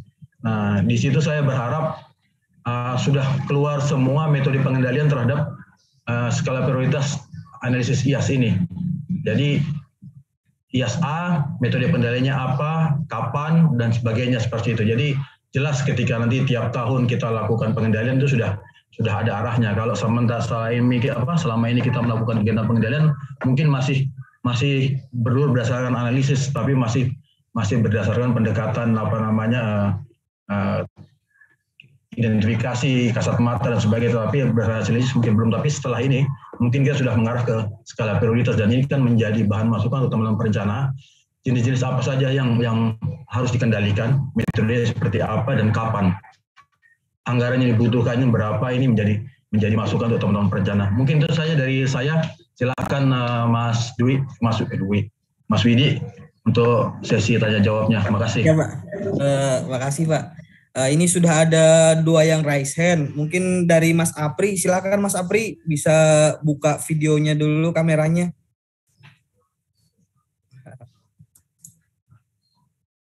Ya, sudah Mas Apri.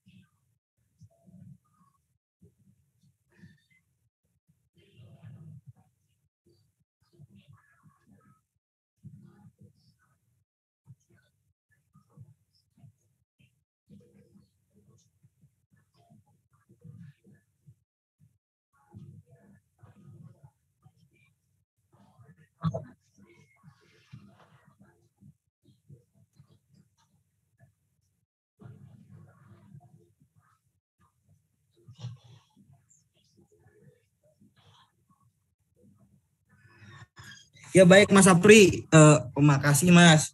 Iya ini kebetulan karena memang dalam waktu kurun berapa hari dan kita harus katakanlah mencari persebarannya dalam satu taman nasional seluas itu. Makanya kita hanya beberapa titik saja yang memang kita jumpai Mas seperti itu. Dan untuk pembobotan itu pembobotan persentase mungkin di laporan ada mungkin Mas ya, maksudnya sudah ada di situ dijelaskan bahwa luasan berapa dalam kaitannya luasan berapa hektar di situ. Di laporan sudah ada kok Mas. Jadi itu hanya cuma sebatas persebaran saja. Kalau di peta nanti dijelaskan terkait pembobotan dan lain-lain itu nanti malah nggak jelas. Mungkin itu sih Mas. Tapi terima kasih sarannya Mas, nanti mungkin bisa kita benahi lagi. Terus untuk Mas Kamto silakan Mas. Halo Mas Kamto. Mic-nya bisa dibuka dulu Mas.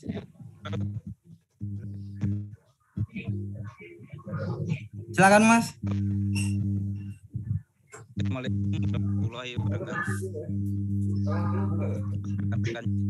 Suaranya nggak ada Mas.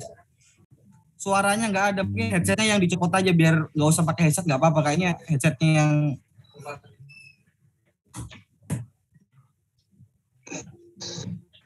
Halo, assalamualaikum. Waalaikumsalam. Ya, udah kedengeran. Assalamualaikum. Salam. Selamat pagi. Buat rekan-rekan yang di Merauke, selamat siang. Terima kasih untuk kesempatan yang diberikan. Saya ingin meminta pencerahan terkait IAS kepada tim ahli. IAS, sebagaimana kita ketahui, IAS yang terdapat di TN Wasur sebagian besar adalah daerah rawa atau lahan basah.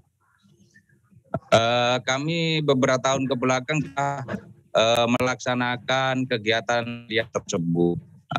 Bagaimana dijelaskan kami dan sama-sama kita ketahui untuk menanggulangi IAS itu kita harus memahami periode perbiakan secara generatif maupun vegetatif IAS tersebut. Terkait hal itu khusus untuk tumbuhan di yang penjelasannya cerahan gunakan metode pembabatan. Itu karena terkait dengan biaya waktu ataupun output kegiatan yang cakupannya adalah sekian puluh hektar. Itu menurut saya pribadi pembabatan itu tidak efektif.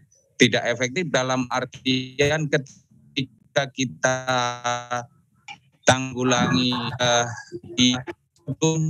masa relatifnya, maka kita harus kendalikan keadaan di sini masih tergenang air, kita babat, tetapi itu hanya bisa menghambat, tidak mematikan, di mana rumput lidi bisa berkembang biak secara generatif maupun vegetatif. Faktanya ketika setahun hanya sekali, maka faktanya dia tidak pernah berkurang, malah bertambah terus karena substansinya dia tidak dapat naik. Kalau dicabut, kalau dilakukan pencabutan, kemungkinan kita bisa menghambat, tidak meluas, bahkan mengurangi. Namun terkait dengan output yang biasanya harus sekian hektar gitu. Sementara antara pencabutan dan pembabat kalau kita laksanakan antara hari, jumlah orang dan target itu tidak akan bisa tercapai. Begitu. Itu mohon saran yang bagaimana baiknya sehingga IAS itu khususnya rumput lidi yang ada di rawa itu bisa terkendali atau tertekan dengan metode yang antara tenaga biaya itu yang menurut saya sangat minim kalau targetnya itu luasannya tidak kita hitung dengan baik atau sudah ditentukan oleh di atas. Yang kedua, saran dari tim ahli tadi bahwa kita harus bergandengan tangan dengan ini bagus sekali. Mungkin bisa terapkan di sini. Namun agak menurut saya pribadi agak berat kalau irani seperti keraan segala macam karena terkait dengan paradigma antara kita dan masyarakat di Papua itu terhadap status kawasan itu berbeda, bertolak belakang.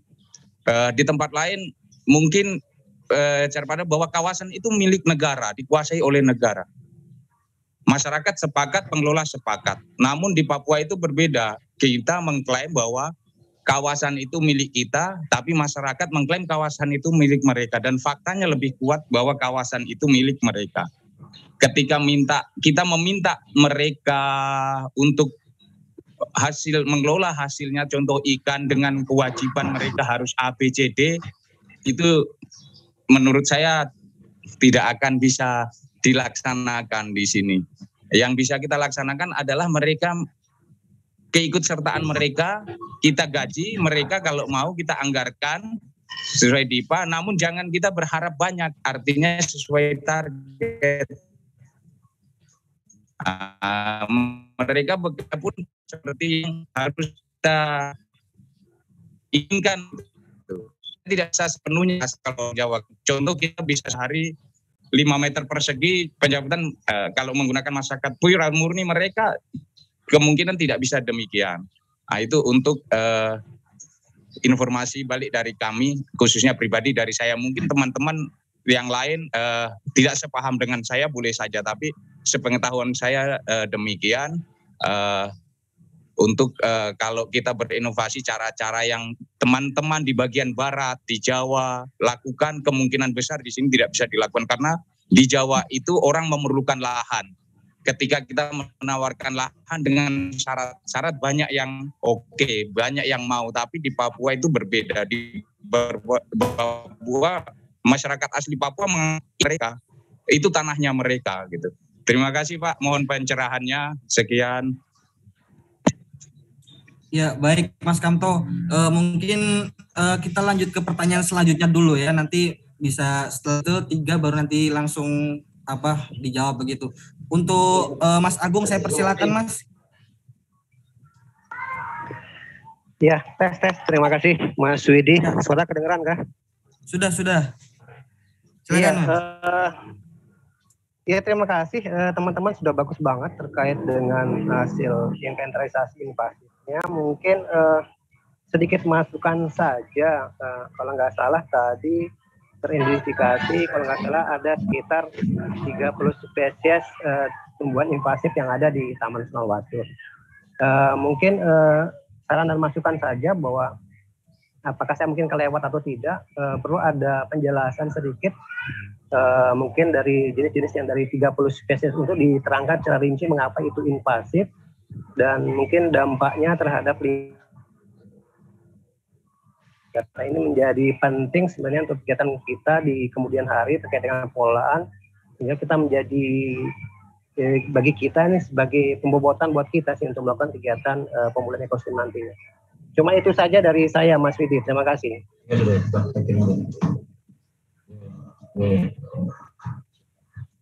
Halo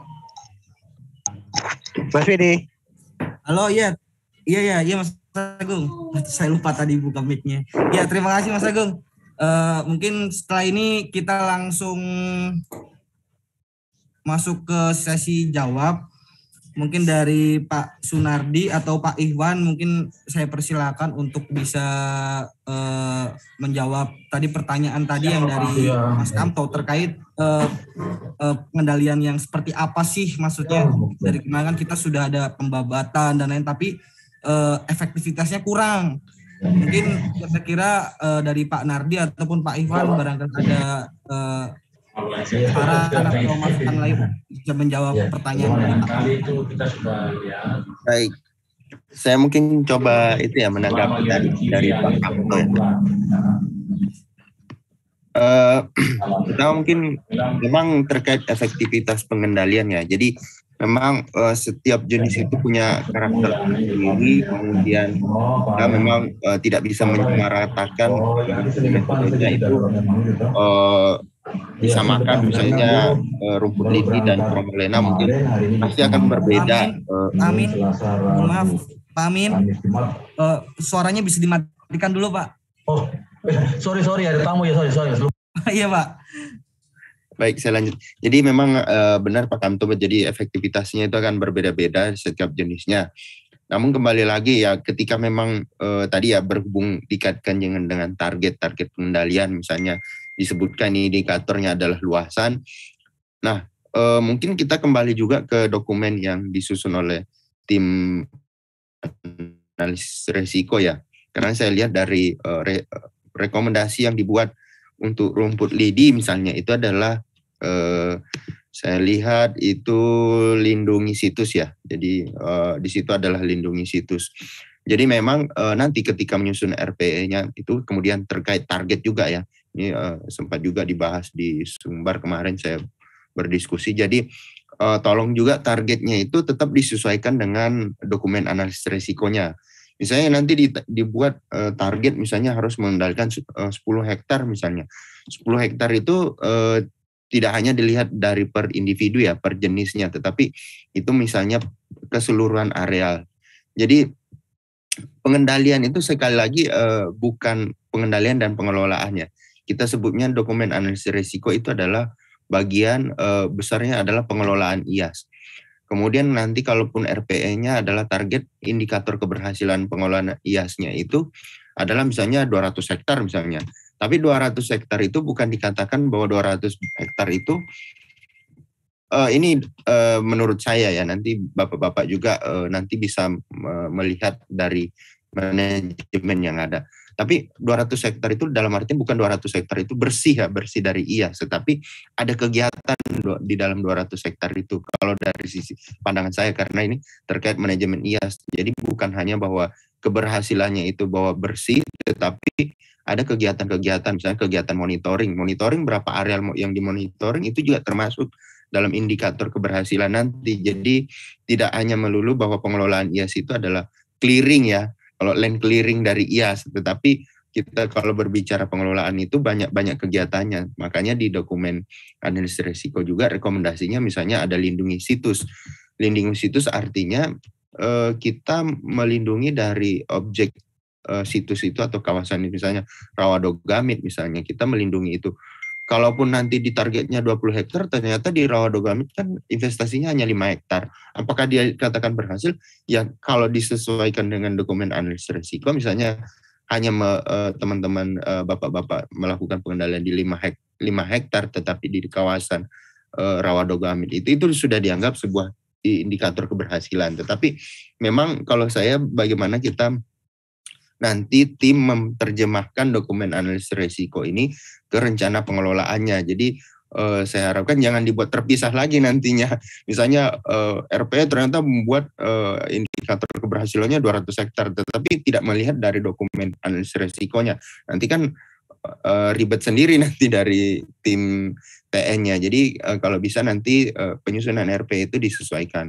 Dan memang misalnya tadi untuk melibatkan masyarakat juga, ya memang benar Pak, karakter masyarakat itu akan berbeda-beda yang pendekatannya. Tetapi setidaknya kita masih bisa melakukan pendekatan awareness-nya itu. Jadi bukan mungkin pendekatannya bukan menyuruh ya, tetapi menyadarkan kalau saya. Jadi menyadarkan dalam artian itu bukan kita membuat, ayo Pak wajib Bapak kalau mau nangkap ikan harus mengelola 10 hektar IAS.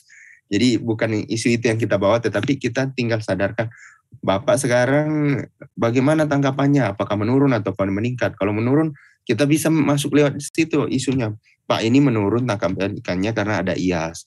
Kalau memang nanti mau kembali tangkapannya bagus, ya nah, ayo kita kerjasama untuk menangani IAS-nya, bukan menggiring opini bahwa Bapak-bapak nanti kalau mau menangkap ikan kendalikan dulu IAS-nya baru kita izinkan atau bisa menggunakan kawasan. Tetapi paling tidak pendekatannya itu akan berbeda ya, memang akan berbeda. Tetapi kalau saya sendiri kita coba menggunakan pendekatan yang lebih halus, istilahnya tidak menyatakan langsung bahwa kalau mau memanfaatkan kamu harus wajib, tetapi kita itu tadi informasi yang menyentuh mereka langsung, itu biasanya masyarakat itu akan sangat aware ketika kita berhubungan dengan nilai ekonominya, pendapatannya. Jadi kalaupun terkait akses, nah itu tadi biasanya mereka akan juga melawan balik. Ini hutan saya, kenapa harus diatur-atur? Tetapi kalau nanti ke depannya berinteraksi untuk melakukan penyadar-tahuan terkait isu IAS di masyarakat, kita tinggal istilahnya beradaptasi dengan kebiasaan mereka juga. Jadi itu bisa dilakukan kalau saya rasa. Jadi tadi terkait keberhasilan, kembali lagi ke pengendalian jenis misalnya, memang itu perlu karakter biologi, kemudian kondisi sekitarnya seperti apa, kemudian juga tadi istilahnya cost ya, biaya itu tadi memang akan menjadi sebuah kendala yang cukup besar, misalnya terhadap pemilihan metode. Misalnya benar kalau memang mencabut dengan membabat akan lebih murah membabat, tetapi kita kembali lagi, mending kita memilih yang efektif daripada misalnya bapak-bapak melakukan pembabatan setiap tahun dengan mencabut dalam satu periode tahun aja, itu lebih bagus hasilnya dibandingkan setiap tahun harus membabat. Jadi mending jangan terpaku terhadap luasannya Pak. Istilahnya nanti berelaborasi di lapangan bagaimana tadi menyesuaikan rekomendasi, misalnya jenis A melindungi situs, artinya tinggal kita istilahnya kalau dari itu enclave ya, supaya tidak jenis itu tidak keluar lagi atau tidak menambah kerusakan terhadap situs yang ada. Jadi itu yang kita nanti bapak-bapak harus pintar memilih, mengolah indikator keberhasilannya di RPE-nya nanti. Jadi tidak hanya melulu luasannya Pak dalam pengelolaan IAS itu, tetapi ada banyak kegiatan yang dapat menjadi sebuah indikator.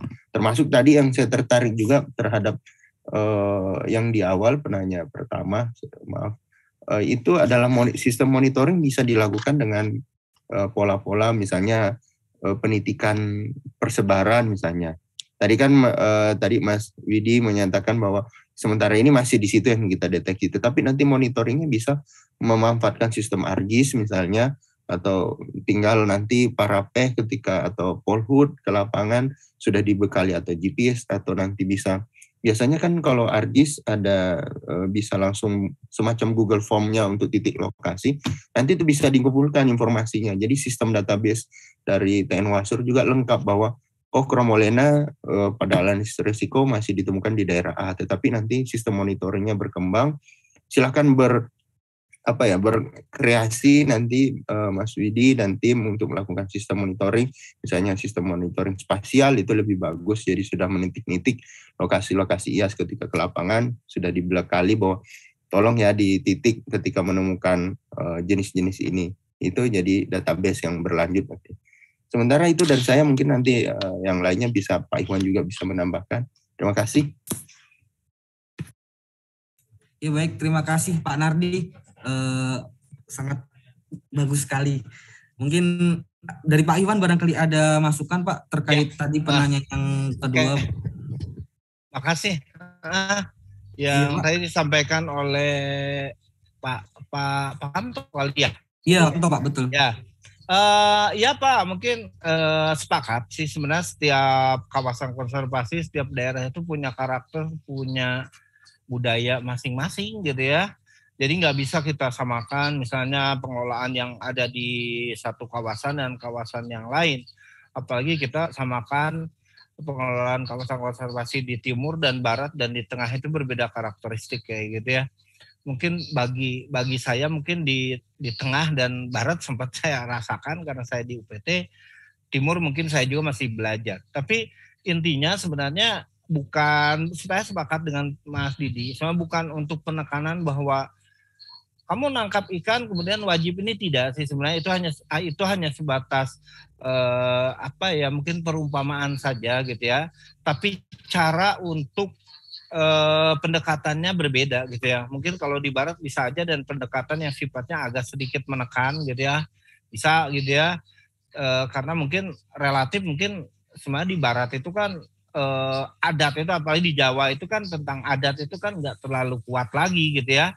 Setiap kawasan, setiap tanah itu sudah dimiliki oleh masing-masing ataupun udah jelas peruntukannya. Beda dengan di timur yang mungkin dari sisi adat sangat kuat gitu ya, dan ini menjadi hal yang mungkin yang menarik, tantangan buat Wasur karena mereka beradu dengan harus menyesuaikan dengan hak ulayat kayak gitu. Jadi pendekatannya sebenarnya benar kata Mas Didi, lebih cenderung ke arah penyadartahuan saja sih sebenarnya. Mereka mendekati dengan cara mengajak diskusi gitu ya. Ini gimana. Nanti kalau mereka sudah misalnya sadar, udah tahu gitu ya, sadar, kita masukin gitu ya. Pak, kalau misalnya Bapak nangkap, kalau misalnya si tanaman ini yang nggak ada, ini Bapak bisa lebih besar loh kayak gitu. Nah, hal-hal itu yang mungkin dimunculkan sebelum kita masuk di PKS. Sebenarnya kan kalau PKS lebih cenderung ke arah regulasinya lebih jelas saja. Tapi kalau misalnya PKS di Kementerian Konservasi itu bisa menjebak gitu ya, teman-teman di Wasur malahan terjadi ketegangan, saya pikir nggak usah juga. Tapi yang penting isinya loh, isi dari Kementerian Konservasi itu dapat, mau perjanjian secara formal, mau informal, nggak jadi masalah. Pendekatannya gimana? Saya juga ada pengalaman sebenarnya kalau untuk mengelola secara kawasan sebenarnya kita pada mampu mengelola kawasan, melakukan inventarisasi, bagaimana melakukan pembinaan habitat, kayak sebenarnya kita mampu. Yang agak sulit itu gimana kita mengelola sosial ekonomi atau mengelola merekayasa masyarakat ataupun merekayasa masyarakat sekitar kawasan. Itu yang menjadi tugas kita sebenarnya yang paling sulit. Kalau kita bisa mampu melakukan rekayasa sosial dalam arti mengubah pola pikir, pola tindak gitu ya, masyarakat itu berhasil. Karena bagaimanapun juga yang saya pahami atau yang saya dapat dari sisi pengalaman, sesuatu yang sifatnya berbasis proyek rata-rata kurang berhasil loh. Contohnya kayak gini, RHL aja. RHL kita berbasis proyek. Sampai sekarang berapa triliun itu nggak pernah selesai. BPDAS itu tetap aja ada gitu ya, dan nggak pernah selesai gitu kan. Tapi kalau kita pendekatannya berbasis kepada masyarakat sosial budaya, bagaimana masyarakat diberdayakan, membantu kita, rata-rata itu bisa selesai. Bagaimana cara mendekatkan masyarakat? Nah, itu dikembalikan kepada teman-teman di setiap kawasannya. Kita harus tahu karakternya kayak gimana cara masuknya. Yang penting apa yang ingin kita capai, itu win-win solution dan itu menguntungkan buat keduanya gitu ya. Bagi kita, masyarakat bukan menjadi suatu ancaman. Bagi masyarakat, kita juga bukan ancaman buat mereka. Cari solusi di situ. Nah itu, jadi kalau saya sering ngomong bahwa pengelolaan IAS itu nggak akan pernah selesai dengan pemulihan ekosistem. Nggak pernah selesai dengan adanya bantuan dari yang lain. Tapi ini akan selesai jika kita berpegangan dengan masyarakat yang benar-benar mereka itu tahu karakter, tahu yang udah hidup lama di sana, bagaimana mengelola, semua mereka itu punya kearifan-kearifan yang semua kita harus ikutin gitu ya. Tapi tetap harus kita arahkan karena ada beberapa kearifan mungkin itu menjadi hal yang mungkin bisa bertentangan dengan regulasi kita. Itu sih Mas Kamto ya, tapi saya pikir makasih koreksinya. Tapi mungkin jangan dipahami secara letterlek lah kayak gitu bahwa saya ngomong itu bahwa harus itu enggak. Tapi bagaimana sebenarnya kita bergandengan dengan masyarakat, tapi masyarakat itu tidak merasa disakiti oleh kita, tapi ide kita masuk tuh ke mereka. Mungkin itu. Kalau yang teknis yang lainnya saya pikir udah Mas Widi udah menerangkan dan saya sudah sepakat semuanya. Makasih Mas Widi ya, bukan Dwi ya. Ya. Oke Mas Widi. Ya Pak Iwan, makasih Pak. Mungkin langsung saja ke tadi ada pertanyaan dari Mas Agung terkait kenapa sih 30 spesies itu jadi invasif begitu. Mungkin dari Kahisa mungkin bisa menjawab pertanyaan dari Mas Agung. Mungkin saya persilakan untuk Kahisa. Halo Kahisa.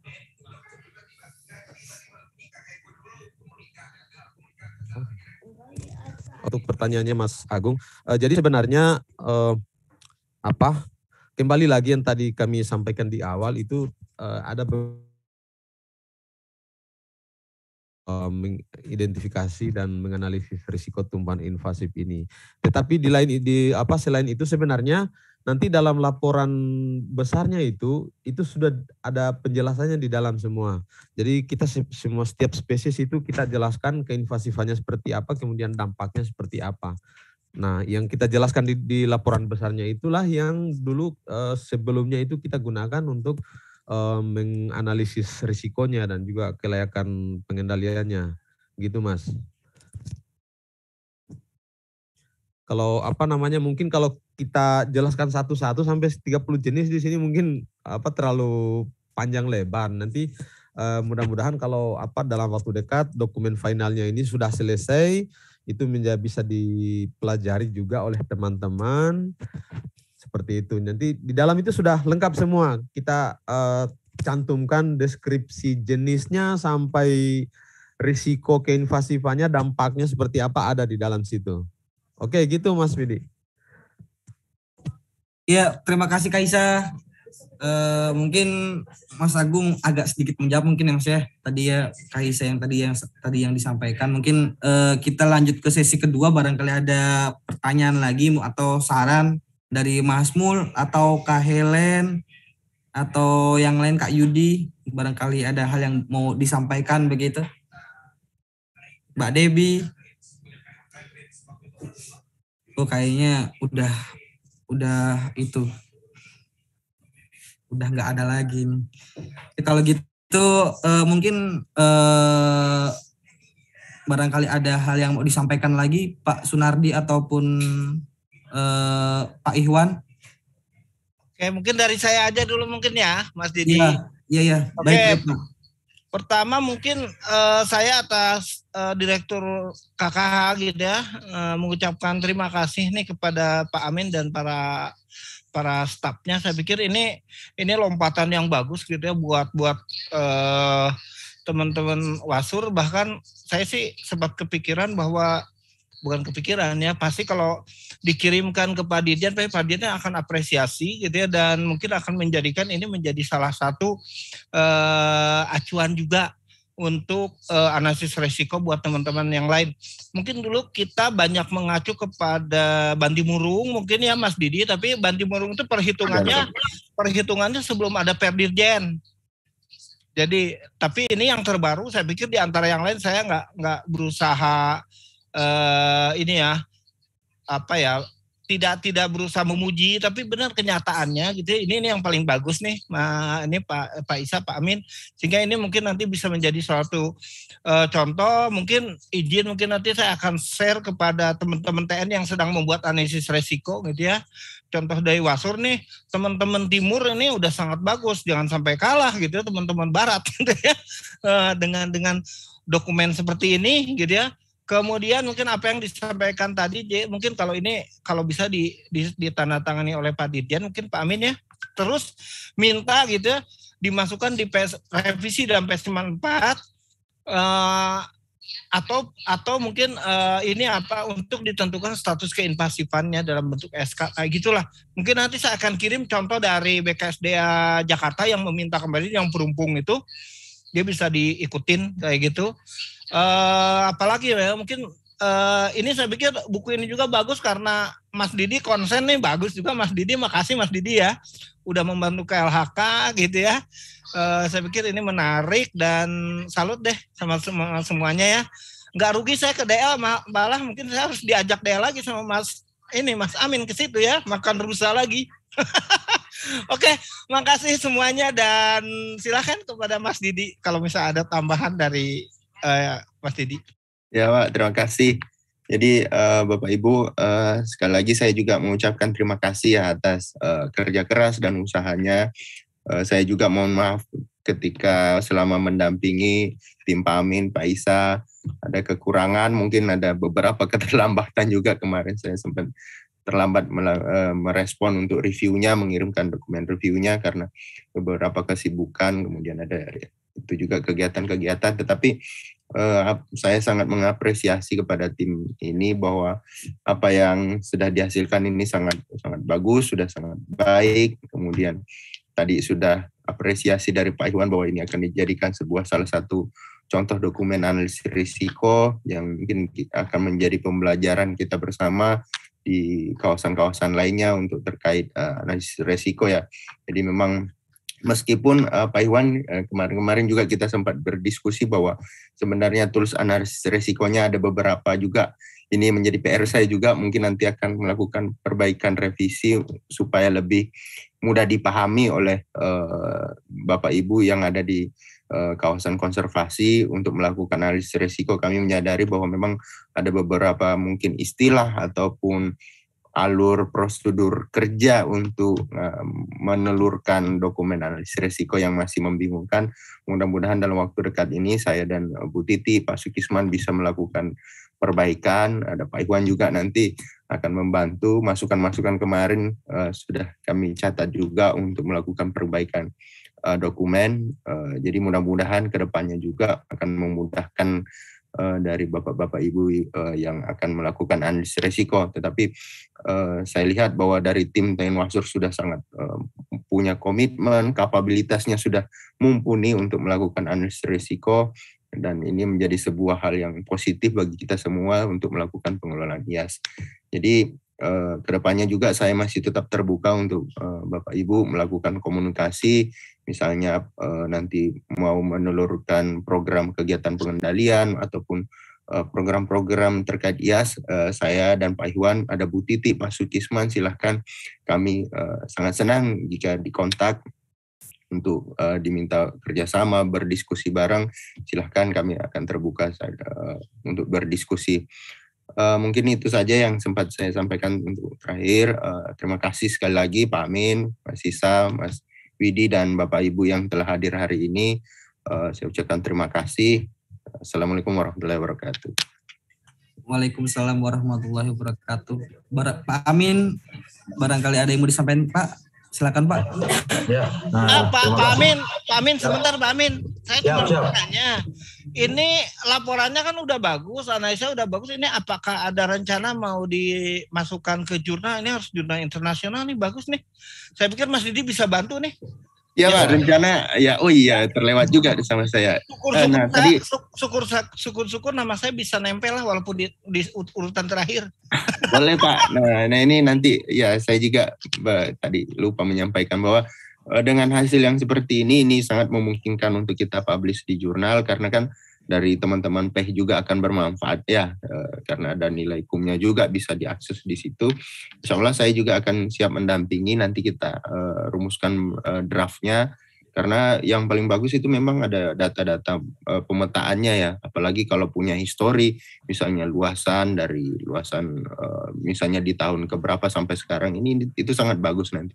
Jadi setuju Pak Iwan, nanti kita ajak Bu Titi juga untuk merumuskan itu, kita akan buat draftnya. Terima kasih. Ya Mas Dwi. Iya saya padahal tadi baru mau sampaikan bahwa mungkin Mas Iksan juga mungkin Desember kemarin ikut ini ya, ikut pelantikan jabatan fungsional. Jadi mungkin sangat bagus juga untuk angka kredit Mas Ikhwan ya. Betul, saya sudah setara dengan Mas Isa, aman lah. Cuman mungkin ya gitulah Mas Amin, walaupun sudah jadi fungsional tapi tetap saja rasa strukturalnya disuruh juga. Tapi ya insya Allah saya akan tetap ngawal yang IAS insya Allah.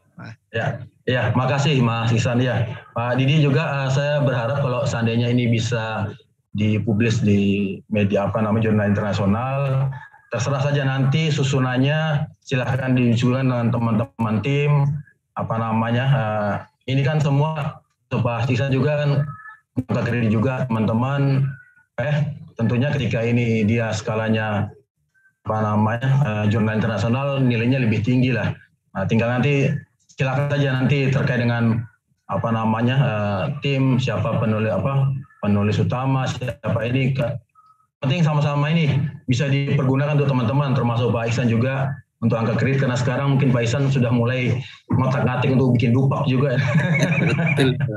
Ya dari saya itu saja Pak Swidi, terima kasih nih atas masukannya Pak Didi, kemudian Mas Ihsan, semua tentunya untuk kekuatan dokumen kita ini menjadi sebuah dokumen yang bisa dipertanggungjawabkan dan ini tidak sebatas dokumen saja tetapi akan dilanjutkan dengan nanti penyusunan RPE, dokumen RPE dan tindak lanjutnya metode untuk tindak pengendalian seperti itu.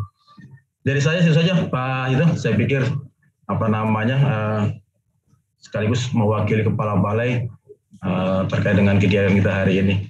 Demikian Pak Mas Widi. Ya Pak, terima kasih Pak. Aduh, saya terharu Pak dengar jurnal tadi. Kalau gitu ini tadi ada beberapa poin terkait diskusi tadi, yaitu yang pertama itu hasil analisis resiko dan inventarisasi IAS kita itu cukup baik, yang pertama. Terus yang kedua itu diharapkan dan pendanaan dapat melibatkan masyarakat dengan menyesuaikan kultur yang ada, begitu ya Pak ya mungkin ya. Terus yang ketiga itu spesies yang belum masuk ke dalam peraturan P94 ataupun CABI dan lain-lainnya yang memang sebagai acuan diharapkan dapat di-SK-kan. Begitu, mungkin itu yang poin-poin yang saya catat. Dan mungkin untuk diskusi pada hari ini